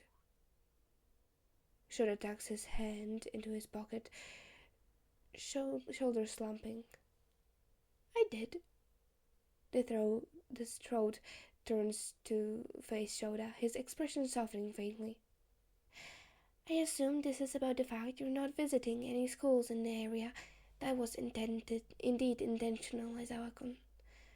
You are already far too involved in this case, so I decided it would be unwise to let you anywhere near the school that has harmed the child you met. Shota opens his mouth to refute, but Nezu carries on before he can. I know how you tend to get, Aizawa-kun. You care far more than you let on, and I know you're seeking justice for the child, but blunt force will not do any of us any favors. So, take a step back from Midoriya-kun's case and focus on the work you've been assigned. Put faith in your fellows, Aizawa-kun. Shota's jaw snaps shut as his shoulders slump in defeat. He only wanted to kick Izuku's teacher's a teeth a little bit, and maybe his PE teacher as well, and depending on the principal and how much he knows him, too. Not to mention the group of abusive little pricks who target Izuku in the hallway, and this Kachan character that had watched his friends lock a poor child in a storage closet for hours. Maybe Nezu has a point.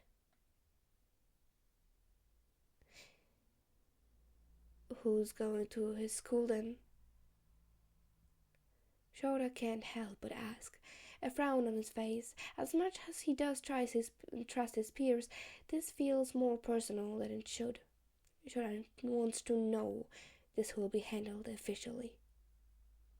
Don't fret, Aizawa-kun. Nezu's eyes darken, if that's even possible. I will be handling Aldera Junior High personally. I expect you to follow your assigned schedule just as the rest of the staff is. You're welcome to see me at the end of the day if you're curious about the outcome. I'll have tea ready. Well, that's about as terrifying as any school could get.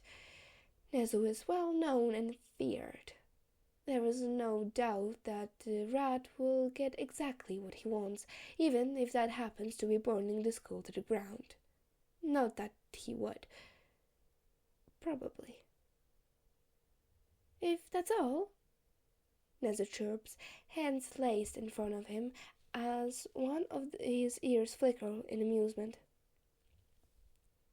Yes, the man finally signs out, hands digging deeper into his pockets.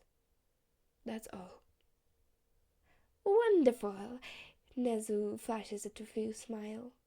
I look forward to all the reports I will be getting in. It gets a tad bit dull around here sometimes. Shota just nods dumbly as they stroke above his head and slips out the door past Shota. How Nezu can think anything Ayue is boring is beyond him. The man lingers for a second longer before blowing out his eye and turning on his heels to follow everyone else out. There is no point in trying to argue a losing case.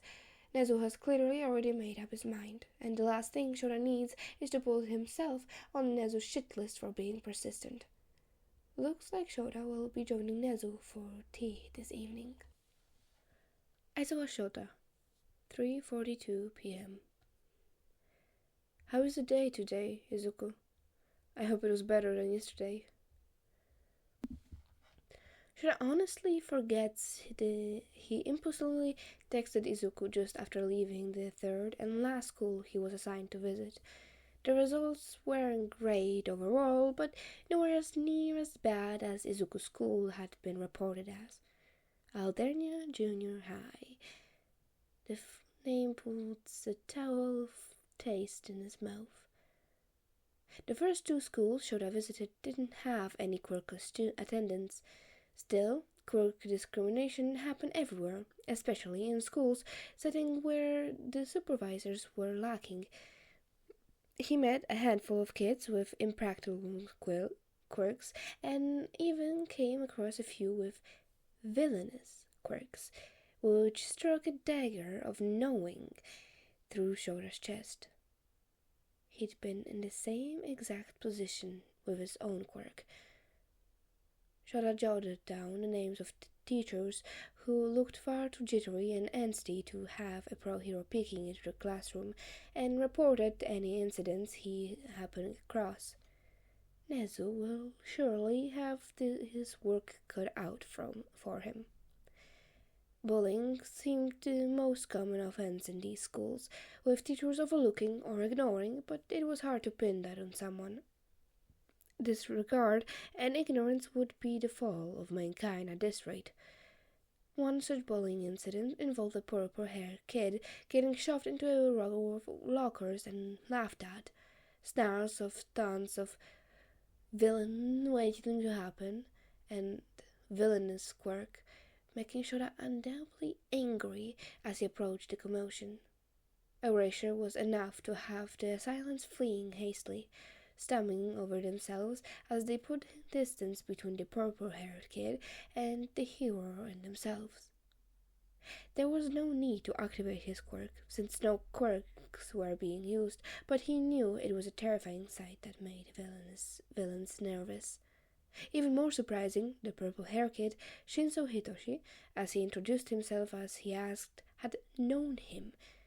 Rare. Frightfully so. The numbers of adults he'd indeed needed to flash his hero license at just for them to believe he was a legit pro-hero was astonishing. But then there was a child, no older than the first year, who knew him. He'd asked similar questions to what he'd asked Izuku the evening before, receiving answers not much better than the green-haired boy. Shota bit back a sigh as he patted the kid on his fluffy, unkempt hair, a kid after Shota's own heart, telling him to ignore the criticisms that came with quirks people deemed scary. He pretends not to notice the tears glistening in the child's eyes, as Shota tells him that he can be a hero too. He gets down to the child's level and tells him that quirks don't define the person, which Shota really shouldn't have to keep telling all these poor mistreated children, but won't stop telling them until they just don't need to hear it. Shinzo gives a determined nod as he wipes away the evidence of the tears that didn't fall. Another child Shota looks forward to teaching in upcoming years. The third school he visited did have a quirkless child attending, but the results were nowhere near as bad as he had expected. He talked to the child in question, a young girl just about to graduate, and he didn't pick up on any of the same mannerism or red flags he did from Izuku. The school was in a higher-end area, admissions fees probably costing a small fortune. She had decent grades, a group of friends, and most of which had quite powerful quirks, according to the teacher, a quite frankly protective group of friends, if the cautious, watchful glares Shota received as he talked to her were anything to go off on.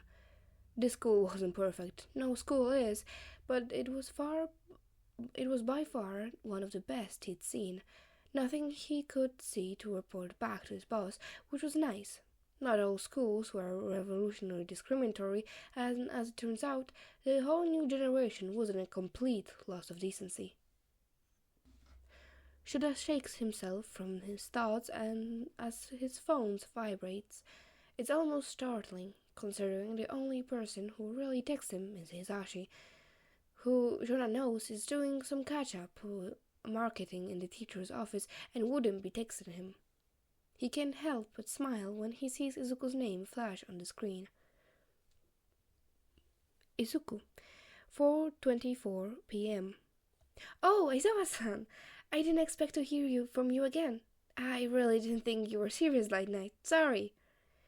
Izuku, 4:26 p.m. It was so much better. You won't believe what happened today. Wait, you're probably busy. I'm so sorry for bothering you, Aizawa-san. I wasn't ignoring you. I was on the train home when you texted. I just get a little excited sometimes. It was just so cool. And I'm still being distracting. Sorry. Aizawa Shota, 4:26 p.m. I texted you first, Izuku, so it's illogical to believe you're bothering me. Don't leave me in suspense here, kid. What happened? Izuku, 4:27 p.m. A pro hero came to my school. Can you believe it? An actual pro hero. Aizawa Shota, 4:28 p.m. No kidding. Shota smiles to himself, unable to keep the fondness spreading in his chest. He'd known Nezu was fond of heroes, just by how he'd innocently commented about wanting to be one when he grew up, but he hadn't known he was this into them. He imagines the boy bouncing on the balls of his feet, eyes wide with excitement. He liked that look on Izuku far more than the defeated despair he'd first encountered. For a second, Shota wonders if the boy would have acted differently if he'd originally introduced himself by his hero name where they met. Would he have closed off completely, or opened up easier? How deep did his hero worship run? He shakes his head as he types out his next text, intent to keep the boy talking even though he already knows exactly who Izuku met. Aizawa Shota, 4:29 p.m. Which pro did you meet? Izuku, 4:29 p.m. Mr. Principal, he was so cool, Aizawa-san. Have you heard of him? He's an animal with a quirk. Isn't that so cool? It's so rare. I just can't believe he talked to me. I never actually met a hero before. It was a little scary at first, but then he was just being so nice, just like you. The amusement crosses Shota's face as he reads the boy's text. He hovers his thumb over the keyboard and thinks of teasing reply when a new text pops up, and Shota's new laughter at the obvious backtracking the kid does. Izuku, 4:31 p.m. Not that I think you're scary. You're so nice. Aizawa Shota, 4:31 p.m. Oh yeah? That's pretty cool, kid. Izuku, 4:32 p.m. I know! He even answered some of my questions. Then he came into the classroom and asked to speak with Sensei in his office. He was gone for the whole day, and we had to do this nice sap who put on a pre-quick film up for us to watch. Plus, no one did anything to me because Mr. Principal was in the school. I wonder what happened. Do you think he's in trouble with the pros? Are you chatting with Midoriya-kun, Aizawa-kun? Shota startles, having completely forgotten that he was in Nezu's office, sipping at a perfectly steeped green tea made exactly how he likes it. Nezu is a master of teas. He shouldn't be surprised that Roden knows him and his palate so much. He gives a gruff hum, wrinkling his nose as he sets his phone screen side down on his thigh. He's a little surprised Nezu hadn't called him out for being rude, just inquired about the boy.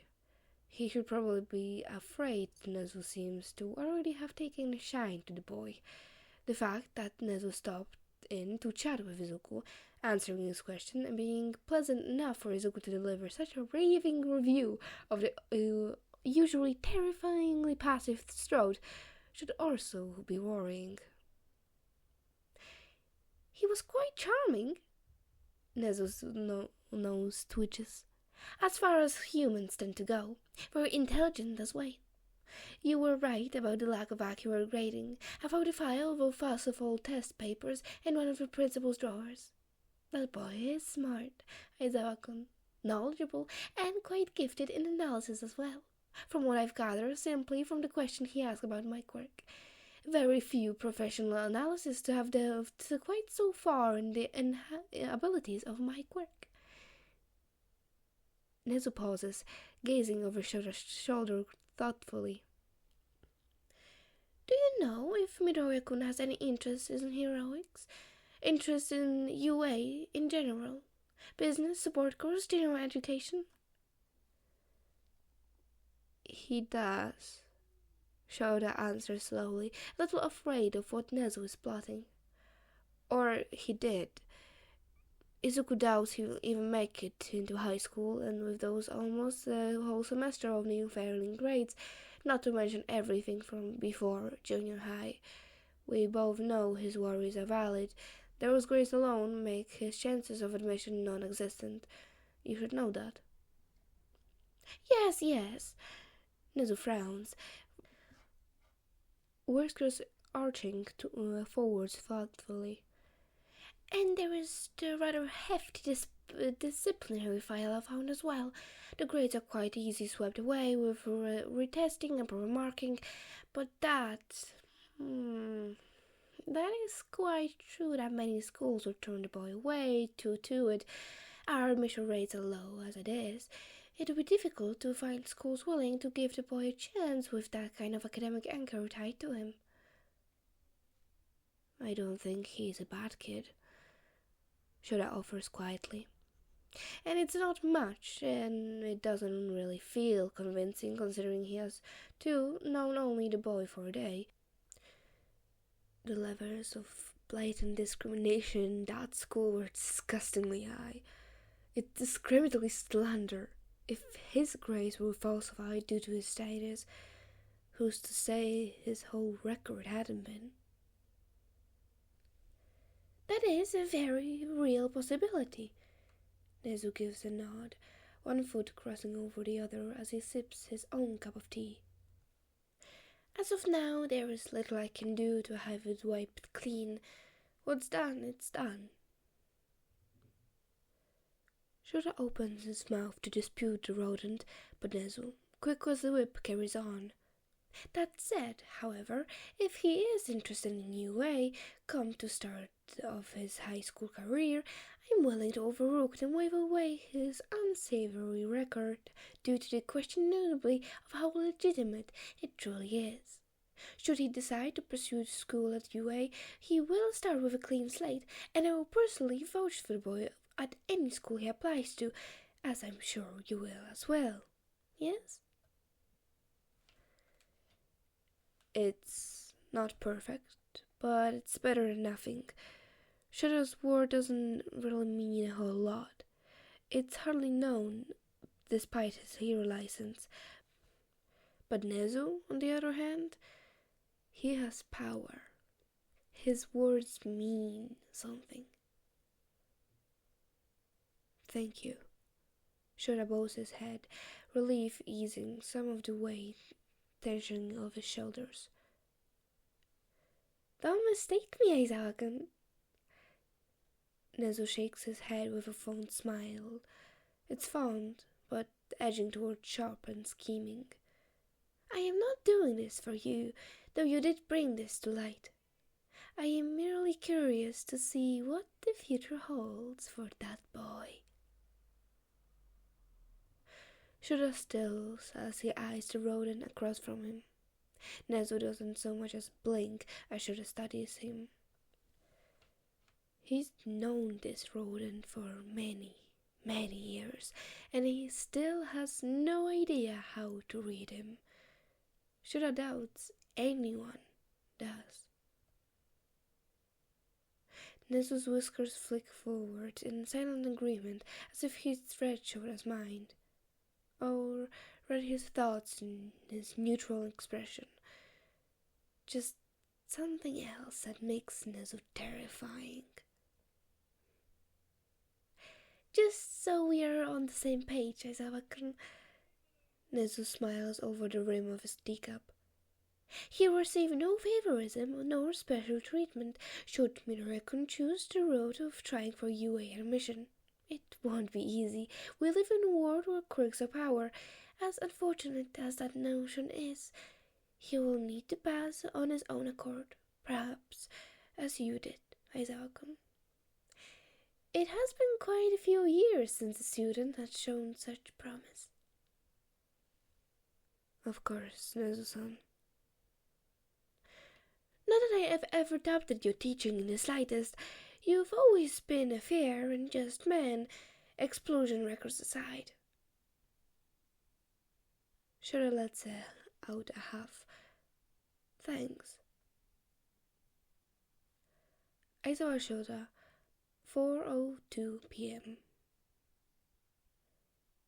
I am not sure, kid. Maybe.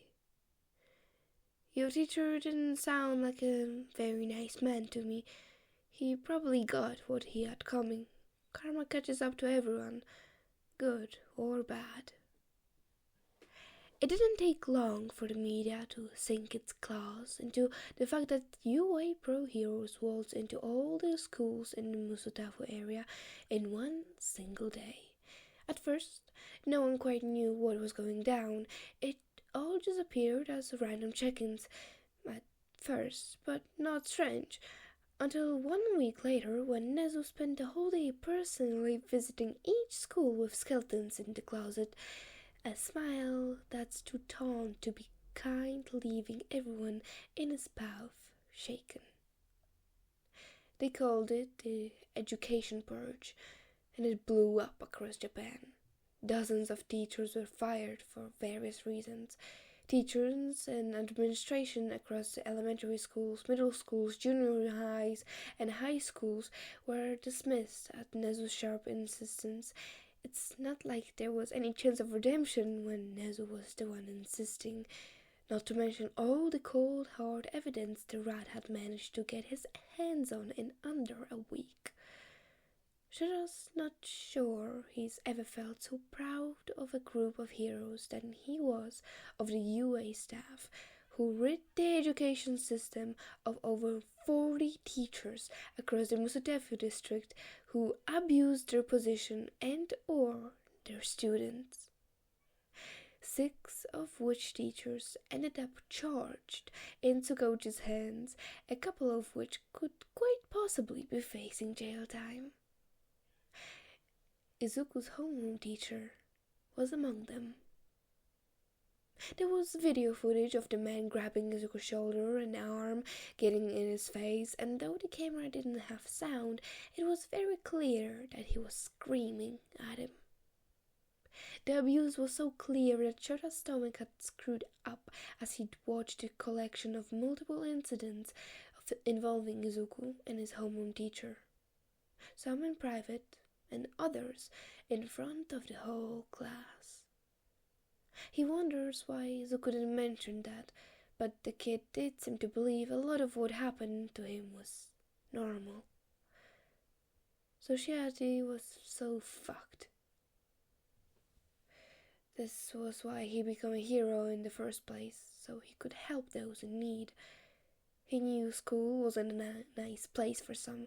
His own school career prior to getting into heroic scores hadn't been easy, but it's worse now.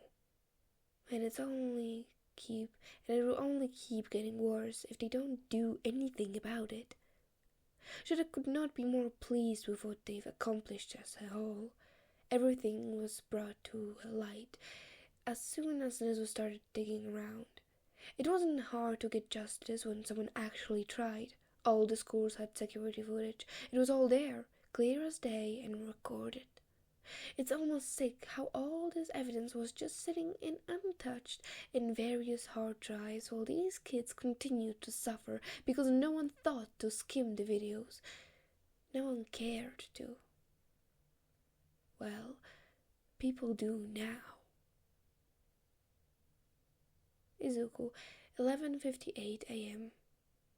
Aizawa-san, Sensei got arrested. It was on the news. We had a whole new teacher today, and she was so nice. She even catch him to keep his feet off the desk 'cause it's rude. Shota lifts his head from his desk, eyes flicking to the notification on his screen. He has 2 students in the back of his classroom working on an assignment, and a third writing an essay towards the front. He has a raging headache from the lack of sleep and just wanted some silence. As much as he loves his boisterous husband, he definitely was not hiding away in his classroom. Definitely. He'd begrudgingly allowed the students to use the classroom to work as they promised to be quiet. He didn't care either way, so long as they were using their time wisely and not annoying him. He sits up, hiding the bottom half of his face in his capture weapon as a tiny smile twitches onto his face. Izuku's school had been closed for a couple of days, while they figured out teaching replacement for his homeroom teacher and the principal who'd known about the falsified grading. Izuku's not being the only ones, and done nothing. Aizawa Shota, 12:01 p.m. I saw that on the news. I didn't know that was your teacher. Yes, he did. Aizawa Shota, 12:02 p.m. Looks I was right about the karma.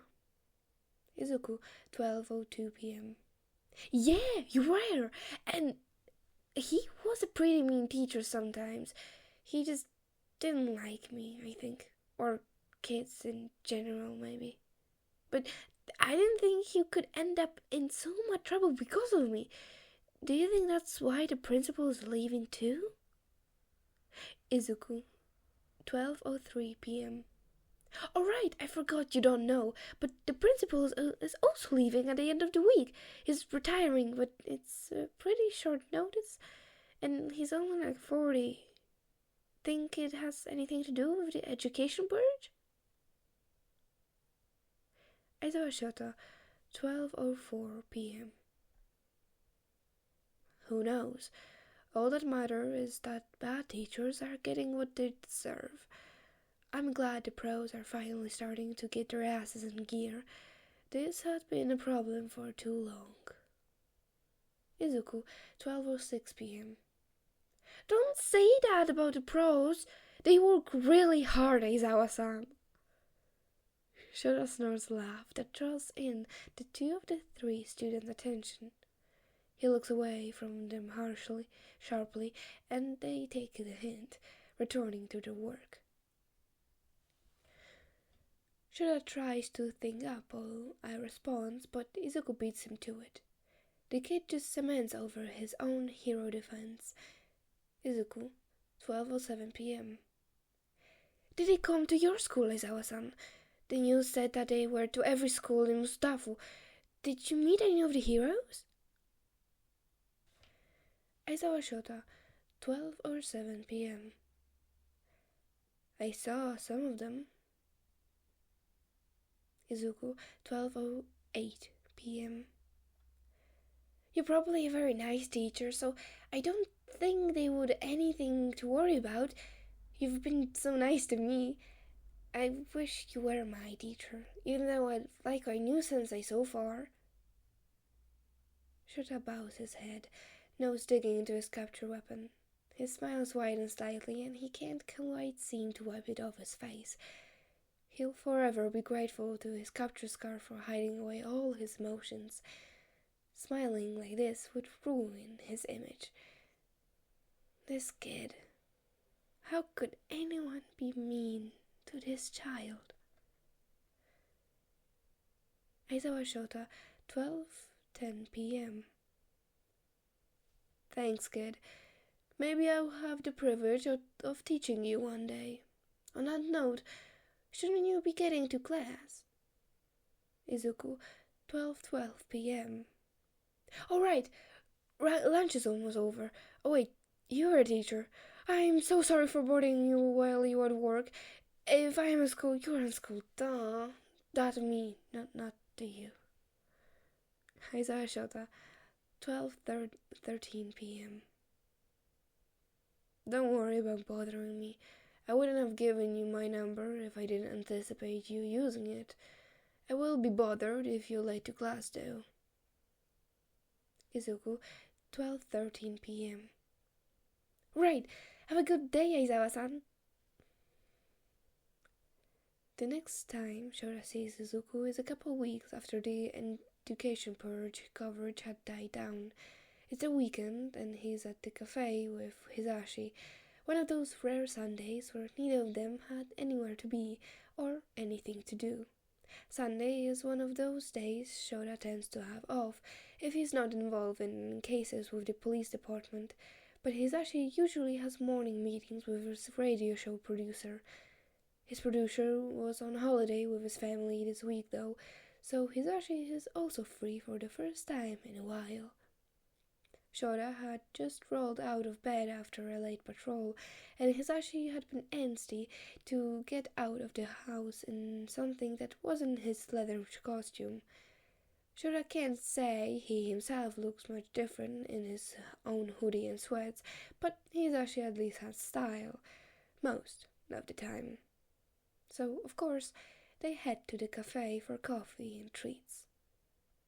Shota mostly just for the coffee, though he does take offered bites of Hisashi's mouth in.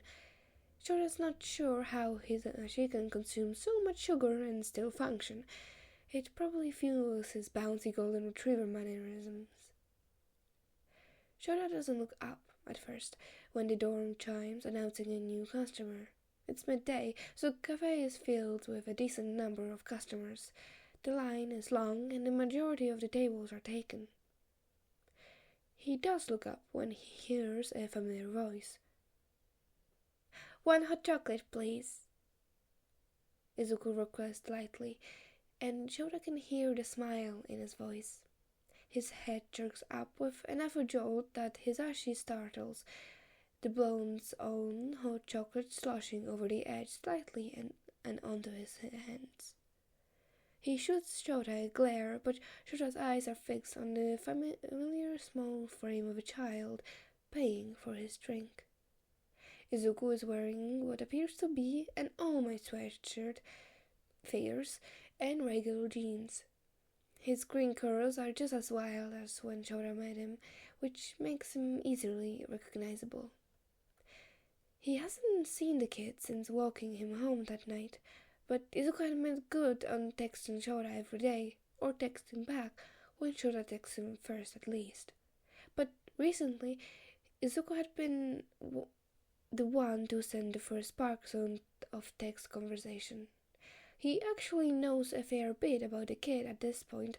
Who knew 12-year-old kids like to filter and tended to overshare? And it just cements the fact that Izuku probably doesn't have many friends he can talk to.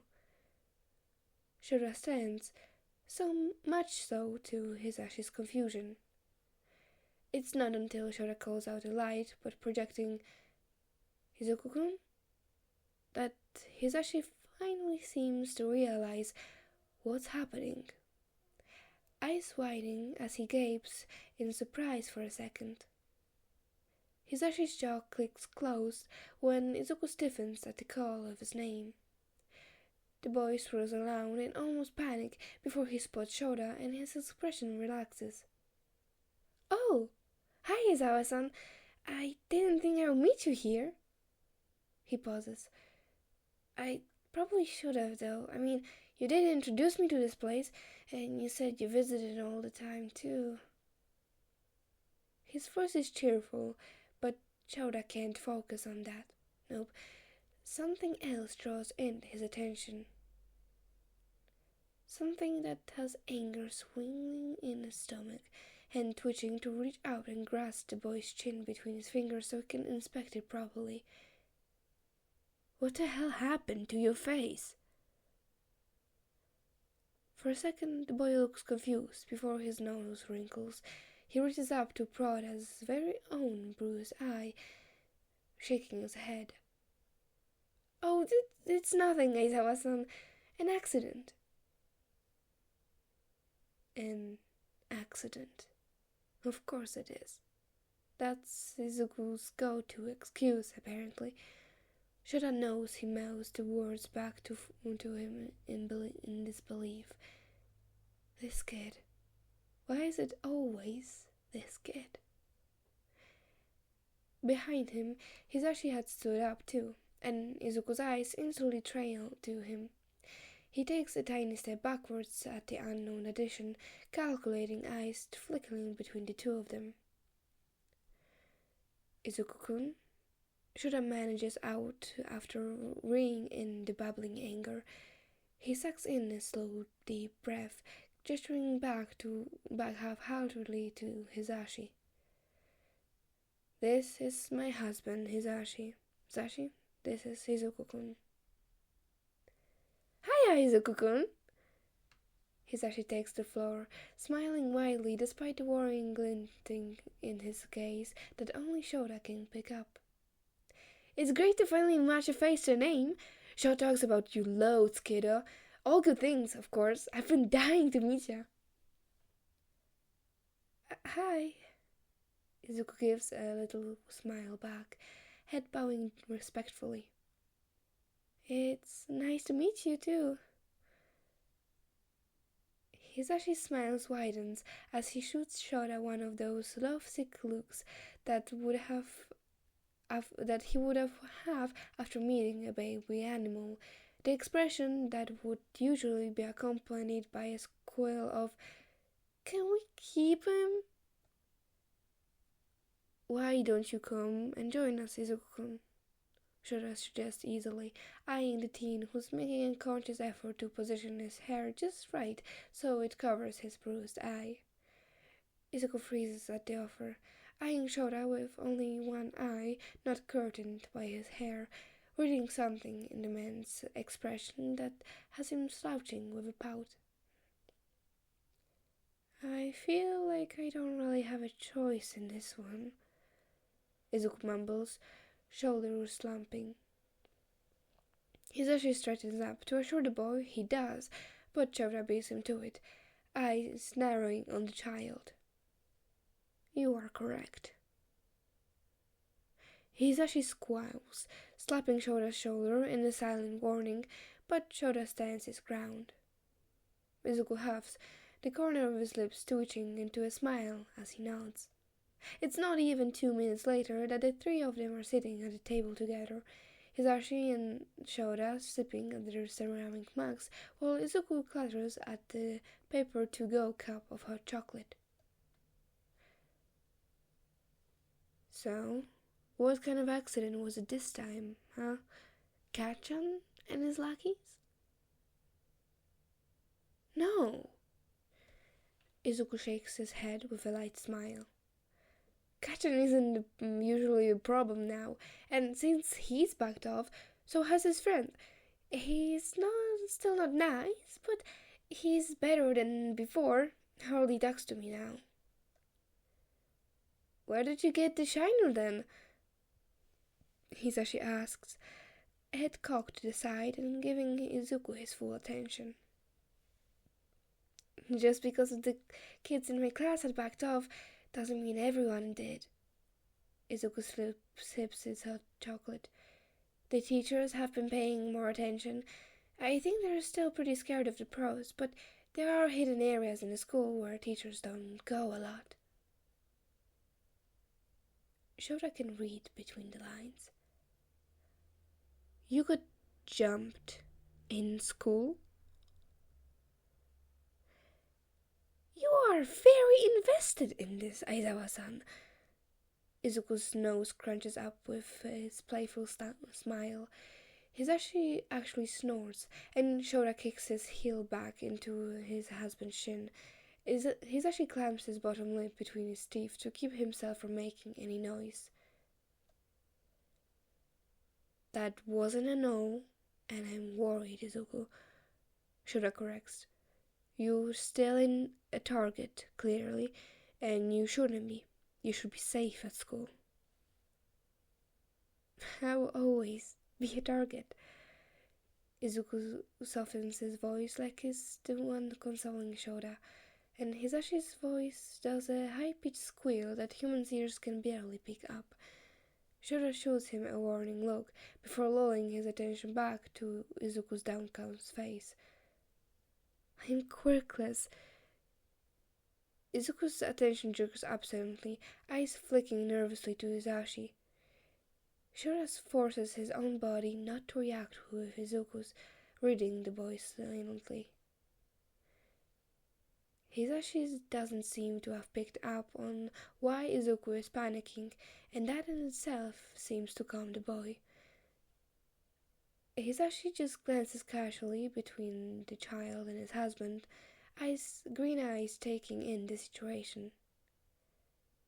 Had Izuku been waiting for Hisashi to react? Izuku clears his throat after shooting Hisashi one last nervous glance that makes the blonde frown. And I'm small and scrawny, and I'm just a generally easy target.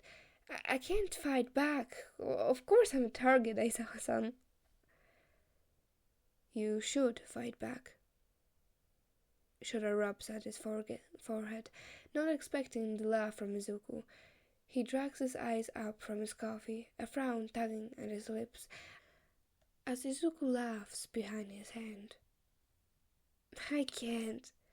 The boy smiles almost sadly. I don't know how. Last time I tried to punch someone back, I almost broke my knuckles and gave them an opening to sock me in the stomach. That's awful, kiddo.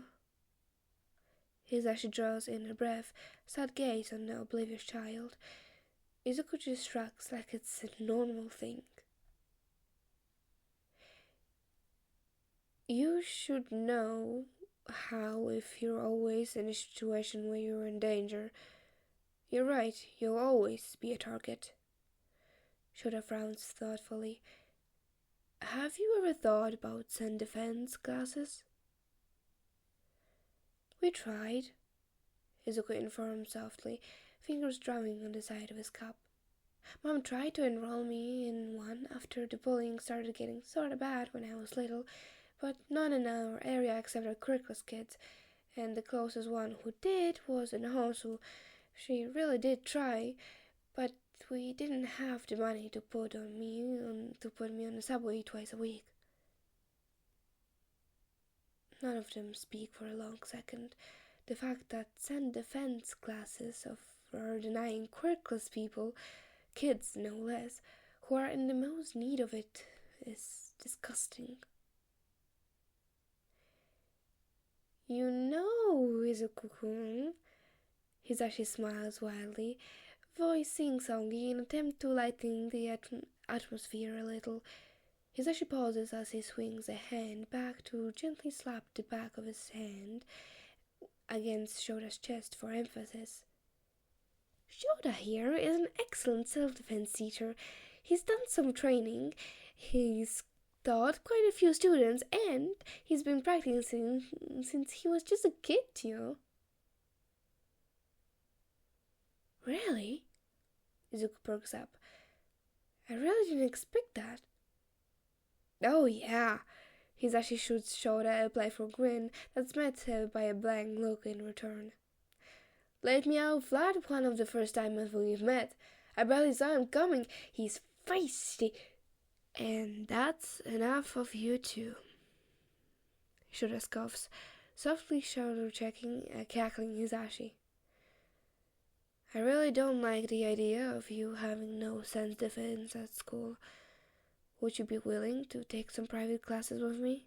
With your mother's consent, of course. Are you serious? Izuku's hands flattened on the table, and Shota's shifts uncertainly at the awestruck determination in Izuku's eyes as he stares intensely. Of course I am. Shota blinks, forcing his tense shoulders to relax. I don't offer out things I don't intend to do. That would be illogical. He's cut off by a child barreling into him. He hadn't even seen the kid get up, let alone round the table, and now he's managed to sneak into his arms under Shota's gaze, tucking his own head under Shota's chin. Izuku squeezes him like he's afraid Shota will suddenly disappear. This is a new development. He's not used to hugging people in general, especially not kids. None of his students would dare hug him, and Hisashi is the only one he ever really touches, of his own will, at least. There are forces that he just can't avoid, like Nemori wrapping him in constricting hugs, and Nezu cuddling up in his capture scarf whenever Shota was wearing it, and he felt the need. The man flounders for a second, arms hovering over the child as he shoots his husband a panicked look. Hisashi, the traitor, just smiles softly as he guides Shota's own hands down to press against Izuku. The boy seems to curl in even closer at the contact, and it's just then that Shota hears the watery, strung together thank yous. He counts at least 5. He ends up rubbing the boy's back lightly, green curls tickling his nose. Izuku is pressed close for a good minute before he's pulling away and wiping at watery eyes. Sorry, he laughs wetly. There's no one really offered before, offered to help me to keep myself safe. Yeah, well, Shota clears his throat as Izuku plops back into his seat. People suck. The boy lets out a weak laugh, nodding in agreement. You really mean it, Aizawa-san? So long as your mother is on board, the man offers with a one-shoulder shrug. I should probably meet her at this point anyways. You've been texting me for weeks. That's probably odd. She knows about that already, Izuku tells him. She asked who I was texting, since I don't text anyone usually. She wants to meet you as well. She's not upset. I told her you're really nice and you haven't done anything, weird or anything.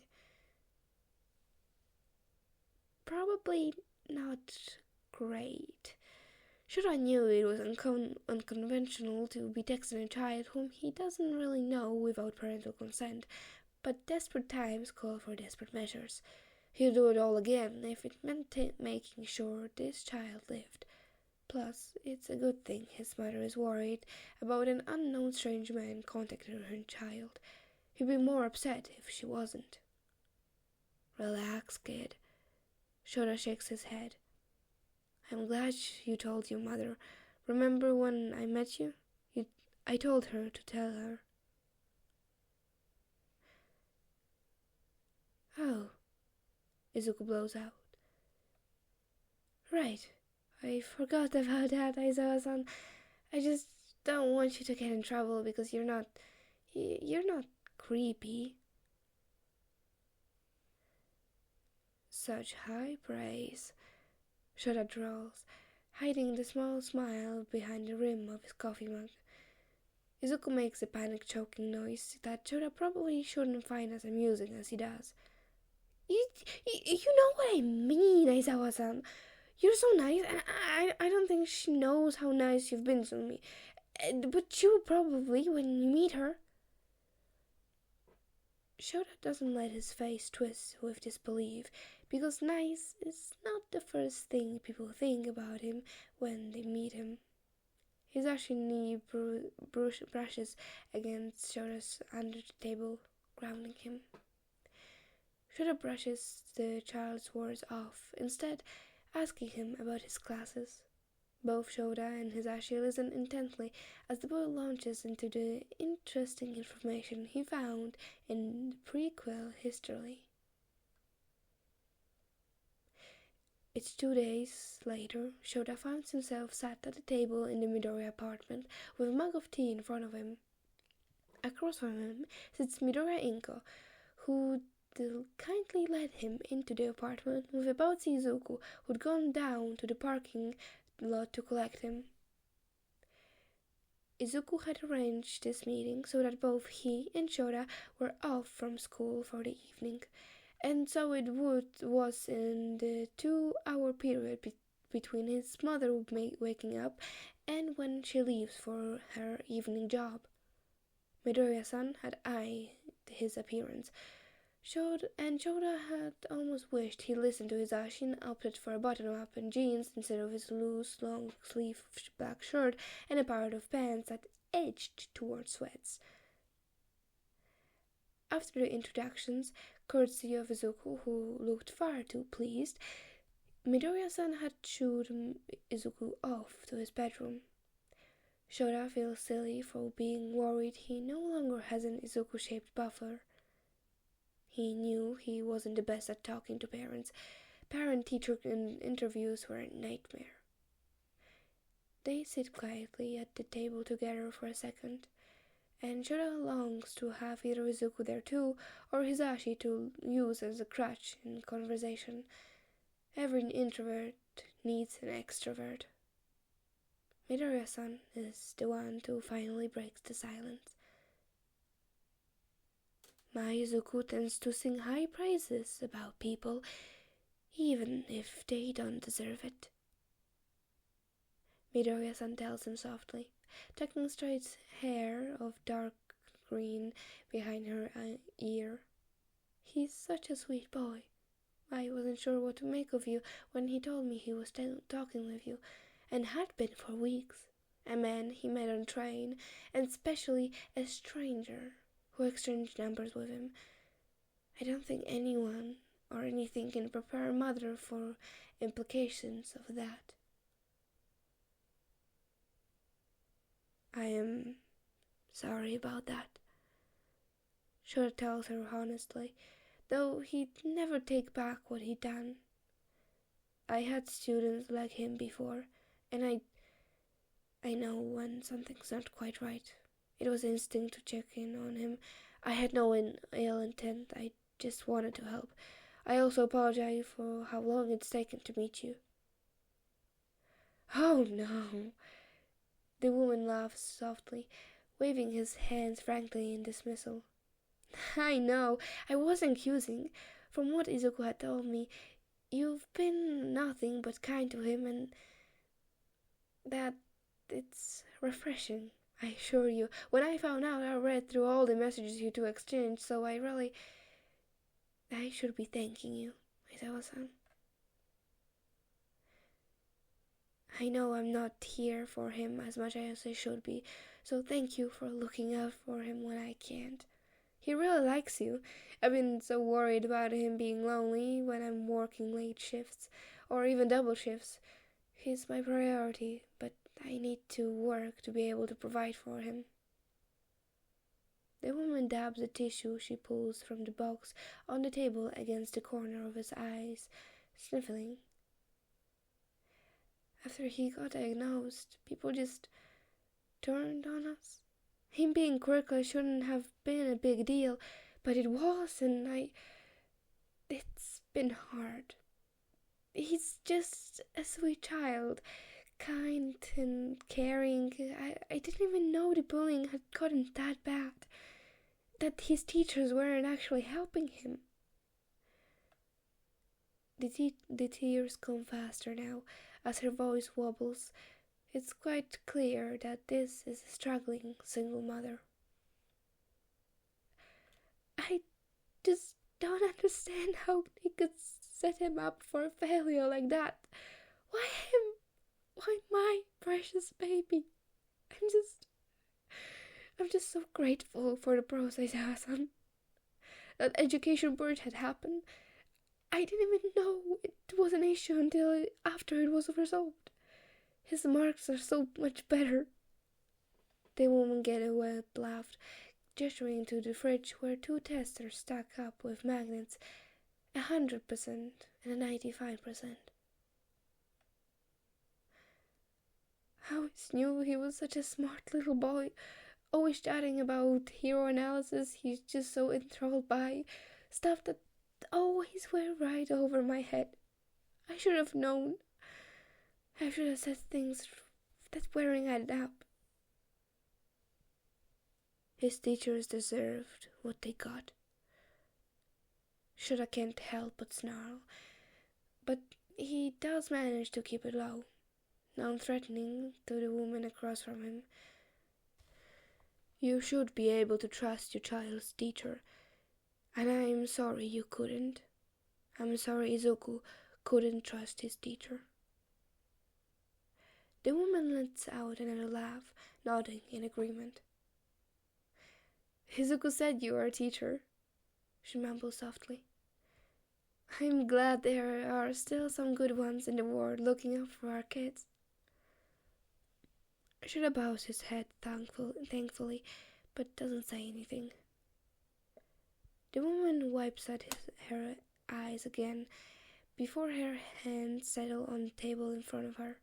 She sniffles again, catching Shota's eyes across the table. Now, I know you didn't come here to listen to me brag about my son and complain. Izuku was saying something about self-defense training? Shota gives an absent nod, interlacing his own hands at the table. I've trained some students in the past, and there's a dojo not far from here that lets me use the space. I've been going there for a lot of years, and I've occasionally helped out with classes. I would love to give Izuku a couple lessons and teach him the basics. It's been made abundantly clear that his peers are still a problem, even if his teachers aren't. Are you sure? The woman whispers, thumbing at her mug of tea. I can't pay you, Aizawa-san. Money is already tight, and I wouldn't ask you to pay me. Shota shakes his head, a frown pulling at his lips. I told you, son, I wanted to help, and I do.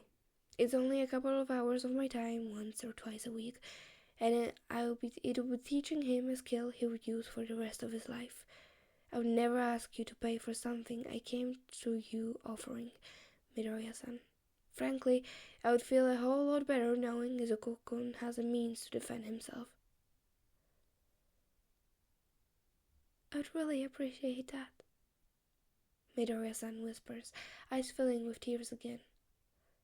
I hate seeing him so banged up. I mean, his eye, it breaks my heart. I just never thought these kids could be so cruel. Shota nods solemnly. Kids can definitely be cruel. Shota leaves Midoriya's residence with a curly green shadow. Izuku is bouncing behind him, cheering about the fact that he's starting self-defense on the upcoming Sunday. Shota will gladly give up his day off if it means making someone else's life a little bit easier. And how can he not feel fuzzy inside when he knows Izuku is giving him a smile bright enough to make up his already aching heart throb? It's worth it. It's the second private self-defense class Shota has with Izuku. The second week he'd known Midoriya Inko, who was now another new contact in his phone, when Shota finally decides to broach the topic of Izuku's mental health.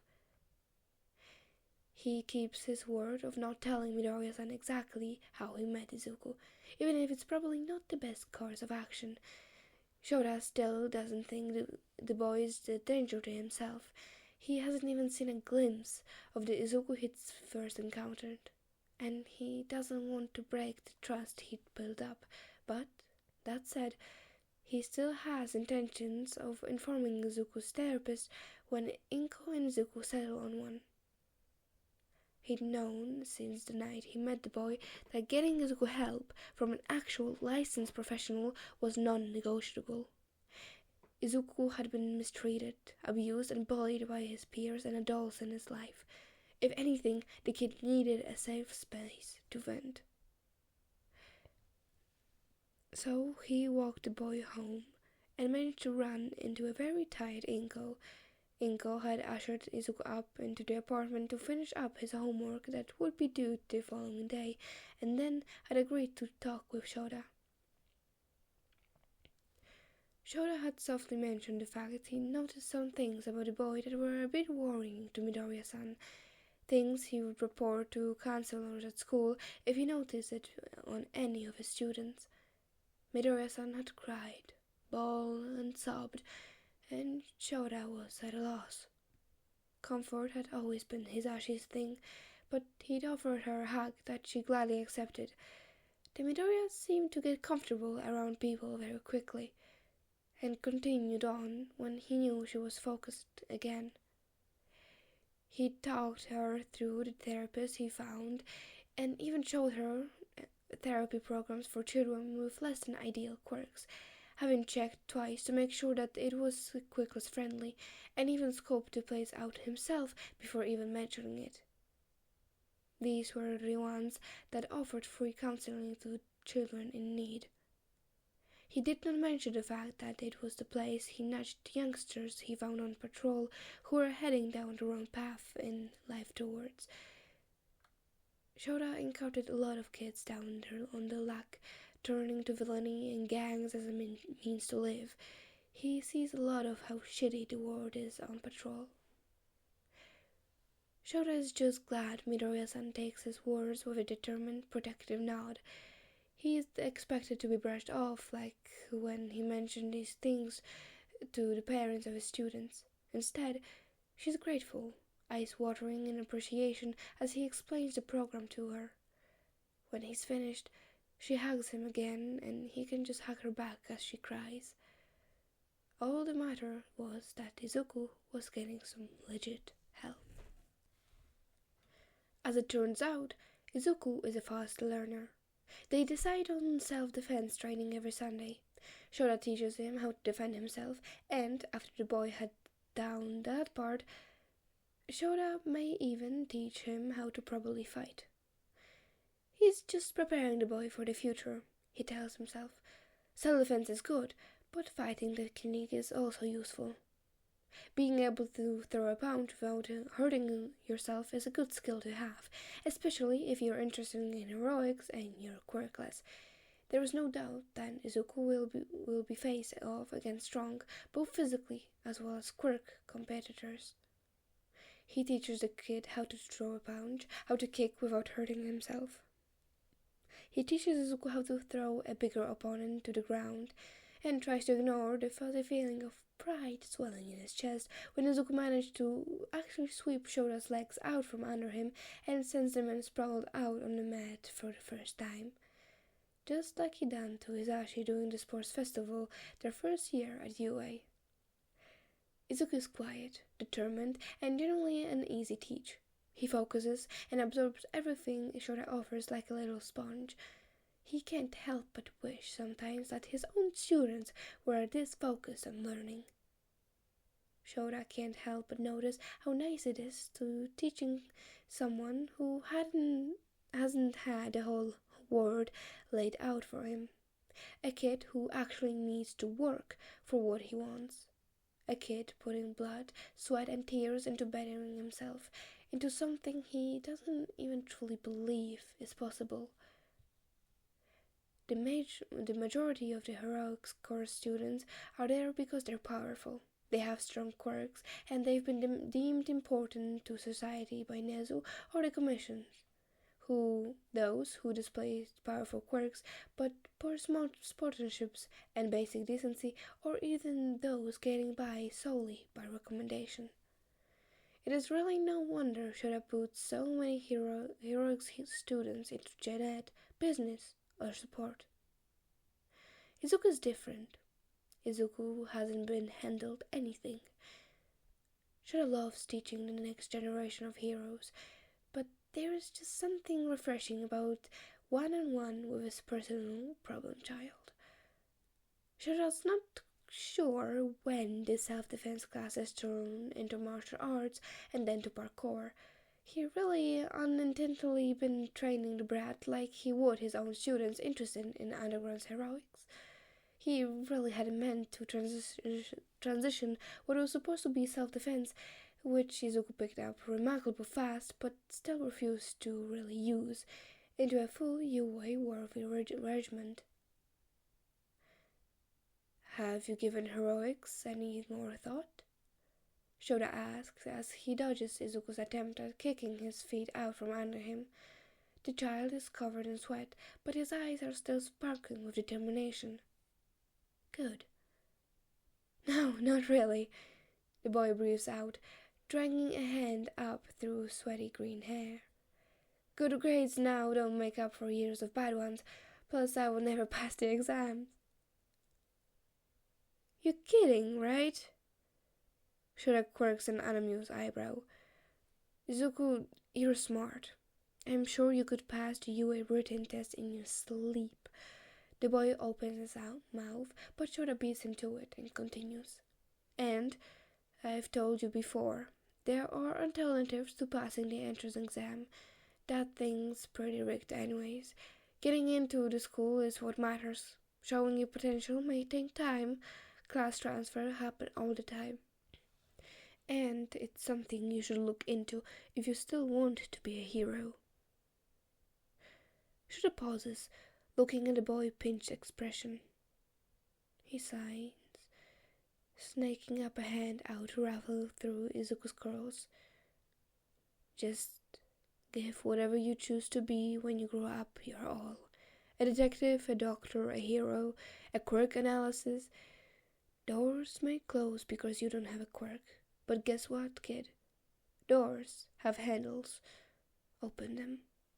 I know you've talked about being a hero was a childhood dream, but I gotta say, problem child, with how I've seen you work, it is a very real possibility.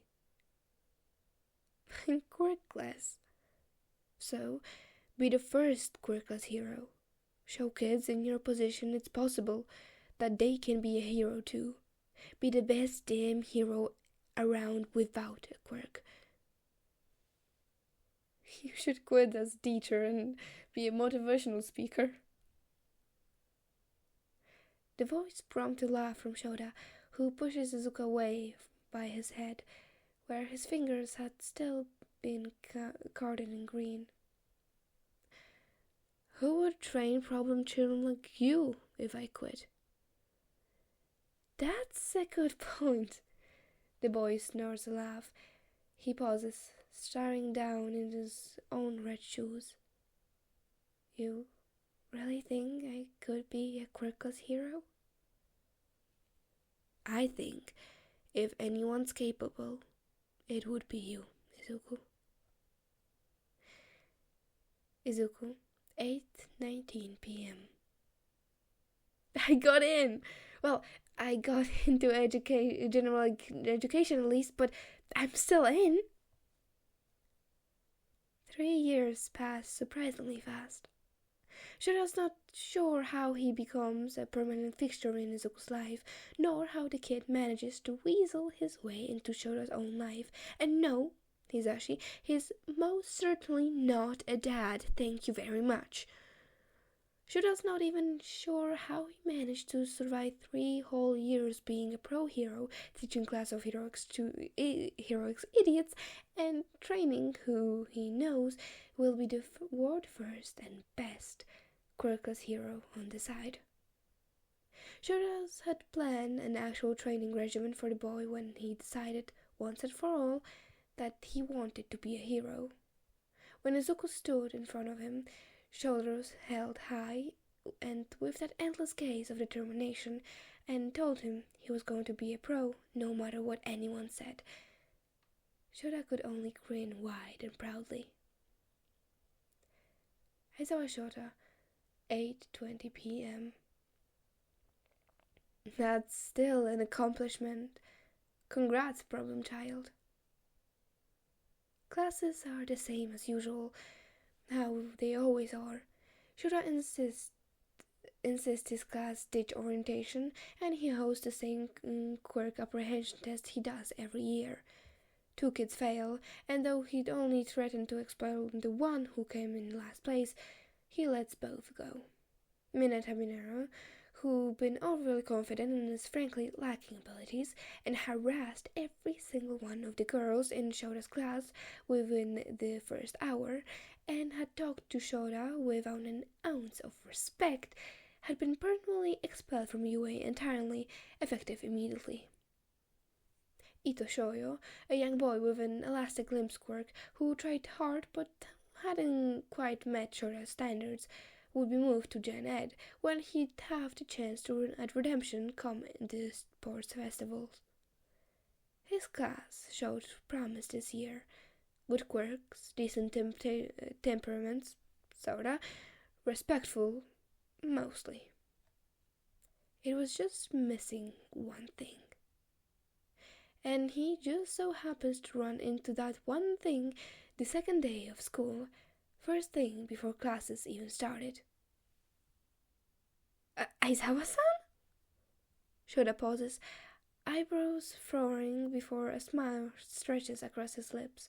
He turns, one eyebrow cocked in question, as he catches Izuku's gaze, wide green eyes watching him like he's a ghost or a figment of his imagination or something. Problem child? Shota greets back, the corners of his mouth twitching upwards. Fancy seeing you here. The uniform looks good, though I don't know how that tie passed dress code. The boy's hand lifts to his thigh self-consciously. Mom was half asleep. The boy defends with a flush crawls up his cheeks. Shota shakes his head, stepping closer as he takes pity on the boy. His hands move with practice motions, untying and then retying the teen's tie. He knows how to tie ties from his own UA days, even though he absolutely hated them. A useless piece of fabric. Midoriya, did Eraserhead just tie your tie for you? Shota lolls his head in the direction of the second voice, a faintly familiar voice. No, Aizawa-san did. Shota bites the inside of his cheek to stop from laughing as the boy physically freezes, like a rebooting computer, mouth agape, as his eyes scan Shota up and down. You're a Razorhead? Last time I checked. Shota drawls, hitting the bottom half of his face in his capture weapon. The man's eyes flicker to the side, squinting at Izuku's friend. Purple hair, purple eyes, and that familiar voice. Shinzo. Shota grates. Good to see you again. Wait, you know him? Izuku bursts, swirling to glaze at Shinzo. Oh no, you don't. Do not turn this around on me, Midoriya. You just tie your tie. Shinzo fires back, looking just as confused as the problem child. I met him in middle school once, when all the teachers were getting fired. What's your excuse? Well... Izuku flounders for a second before he's whipping around to face Shota again. Hang on! You are a part of the education purge? I may have been a part of that, yes. Aizawa-san! Izuku glares, but Shota just stares back unbothered. You told me you were a teacher! I am a teacher. Shota gestures half-heartedly to the school hallway they're standing in. You are a pro hero! Yeah, that too. Wait. Shinzo glances between them, eyes wide as they settle accusingly on Izuku. You told me yesterday Eraserhead was your favorite hero because he fights quirks most of the time. You mean to tell me you didn't know he? Shinzo jerks a thumb in Shota's direction. Was Eraserhead? No! Izuku frantically shakes his head. He's just, I did not know. Aizawa-san had been training me for years, like martial arts and self-defense and parkour. Wait a second. You've been training me to be an underground hero this whole time. In my defense, it did start out as purely self-defense. Shota shrugs. You are a quick learner, and I knew you'd be capable of amazing things from the beginning. You flew through all of the self-defense lessons. Hang on, I'm jealous. Shinzo cocks an eyebrow, turning to Izuku. You've been training with Eraserhead. That gives you an edge over me. How am I supposed to kick your ass at sports festival if you know Eraserhead tricks? My whole world is falling apart around me. Izuku mumbles blankly, eyes narrowing at the pro. He doesn't even appear to have heard Shinzo, but Shota furrows his brow in interest. Maybe it's a good thing that he has 2 open spots in 1A. Ito might have competition if he plans on trying to rejoin. Shota shoves his hand deeper into his pockets as he forces down the need to smile. Really, problem child? That's a tad bit dramatic. It is not! Izuku pouts. I told you were my favorite hero. Izuku looks like he wants to curl in a ball and cry. And I was very touched. Shota snores a laugh. I showed you my notebook. I showed you the analysis about you. Izuku squeaks, covering his face with his hands. Oh my god. I thought it was very insightful. Shota shrugs, the corner of his lips twitching into a smile as he ruffles the kid's hair. I even tested out some of your experiments. You did? Izuku perks up, embarrassment forgotten for the sake of his analysis. Yeah. Shota bows his head in a nod, glancing briefly at Shinzo. I'll tell you later. Izuku pounced before his eyes seemed to settle on Shota's capture scarf, eyes sparkling with interest. It's no wonder the kid had been practically vibrating as he told Shota all about the capture weapon Eraser had used. It was a fairly unique piece of support gear, but he'd definitely be willing to train some students how to use their own. Maybe the 2 in front of him, depending on what he thinks of Shinzo's potential, and when he can talk to Midoriya-san into it. It's not like he'd forgotten it had never thought about training Izuku to use one. He'll need every advantage he can get his hands on. Wow. Izuku mumbles in awe, stepping towards Shota, who just watches on with a glint of humor in his eyes. Izuku being in his space isn't new. Shota just halves an amused breath as Izuku tosses at the edge of the scarf between his fingers. Shota can practically see the gears turning in Izuku's head as his calculating gaze scans the material. Shota lets out another huff, closer to a laugh this time, when he notices the way Shinzo is staring at Izuku like he's the bravest kid in the world. Izuku doesn't even notice the nervous, uncertain looks his new friend is shooting his direction. Shinzo hands twitching at his side like he's holding back from dragging Izuku away. What's this made of, Aizawa-san? Tell you what, Shota offers easily, thoughts drifting back to the first time he met Izuku. Make it into my class. I teach 1A, by the way, and I will tell you, I might even teach you. Think you can manage? Shota's eyes flickered to Shinso. That offers exchange to both of you. Shota sees the exact moment the fire lights in both of their eyes. The two share a competitive look before determinedly accepting the proposition. Shota can't wait to see what this year's sports festival has to offer between what he's seen of his students thus far, what he remembers of Shinso 4 years prior, and what he knows Izuku can do. Shota decides that this is when he will take his leave, waving the two boys off tiredly. He had been on his way to the teacher's office after all. Shinzo takes his own leave respectfully, like a good problem child, but Izuku just falls into step at Shota's side. Not to mention not that the man minds at all that much, even though being trailed by a duckling might tarnish his image. Oh well. They hardly take 5 steps when Izuku breaks the comfortable silence.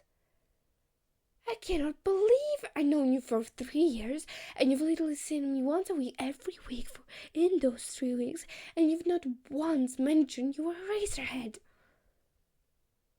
It wasn't a secret, Shota shrugs at Izuku as Izuku tails after him like a duckling. I wore my jumpsuit to a couple training sessions. I literally don't look different out of the costume. A Razorhead fight footage is grainy, Izuku defends. Not to mention nearly non-existent. I scored the internet, Aizawa-san.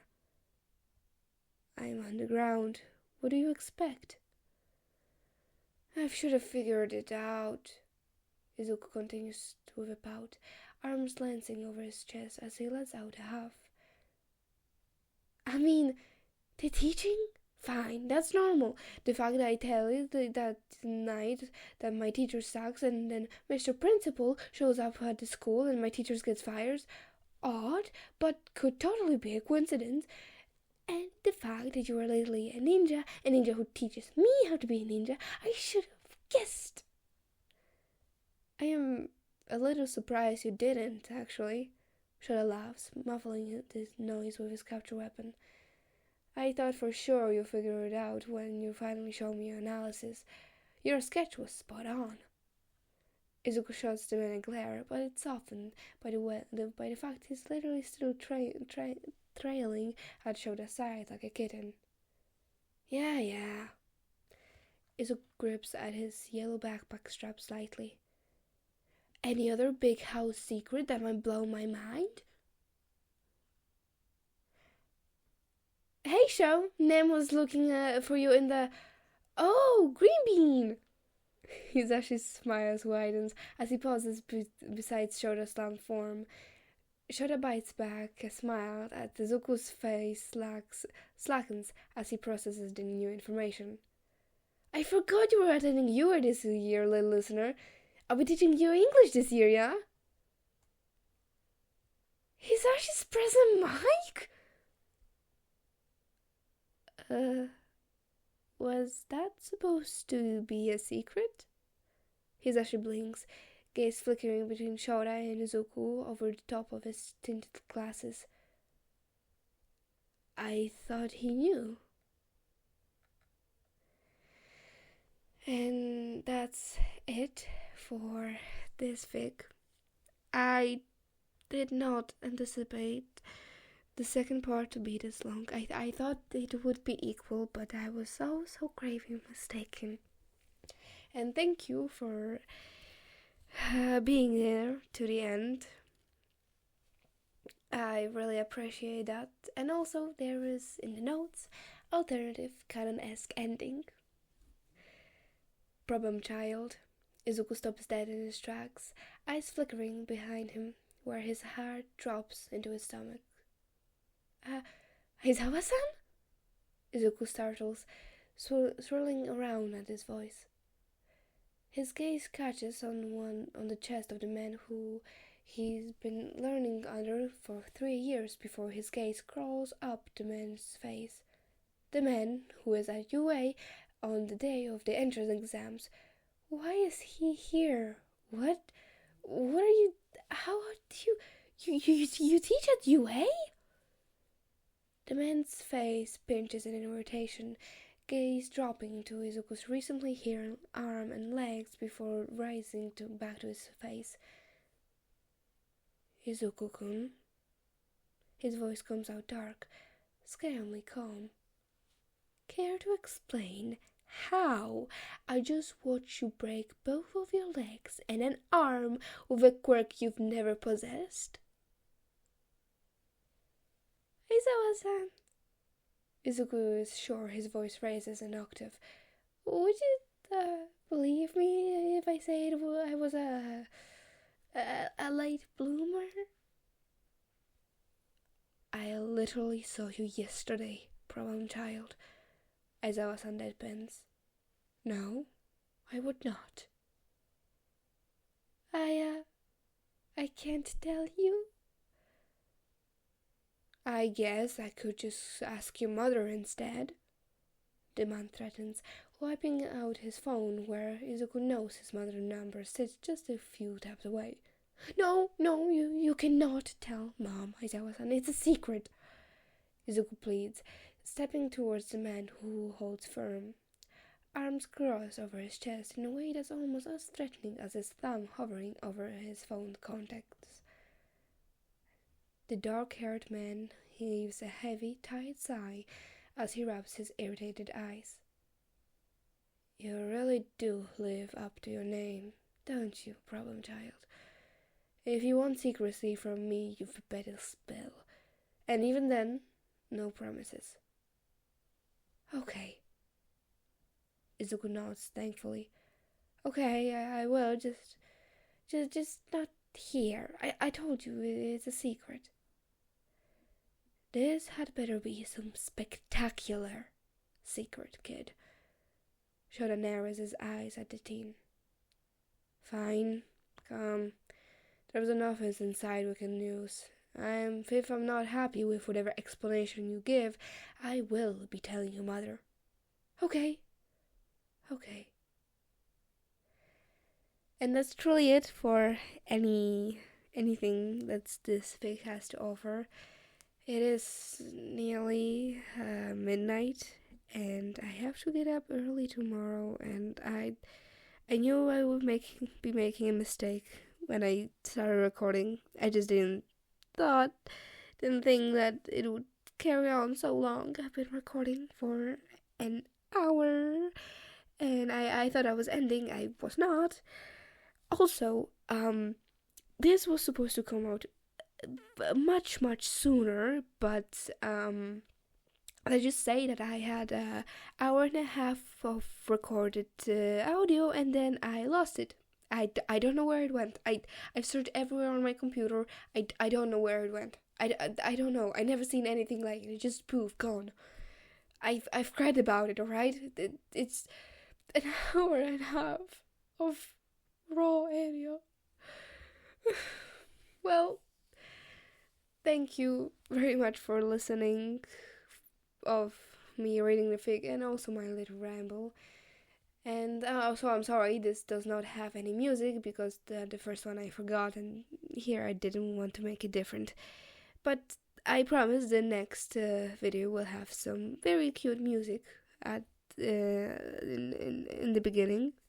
I like it, but well, it's just a little intro, so I don't think it makes that much of a difference. But oh well. Also, have a great night or day, and I was ever. Yes, I am ever. And bye-bye.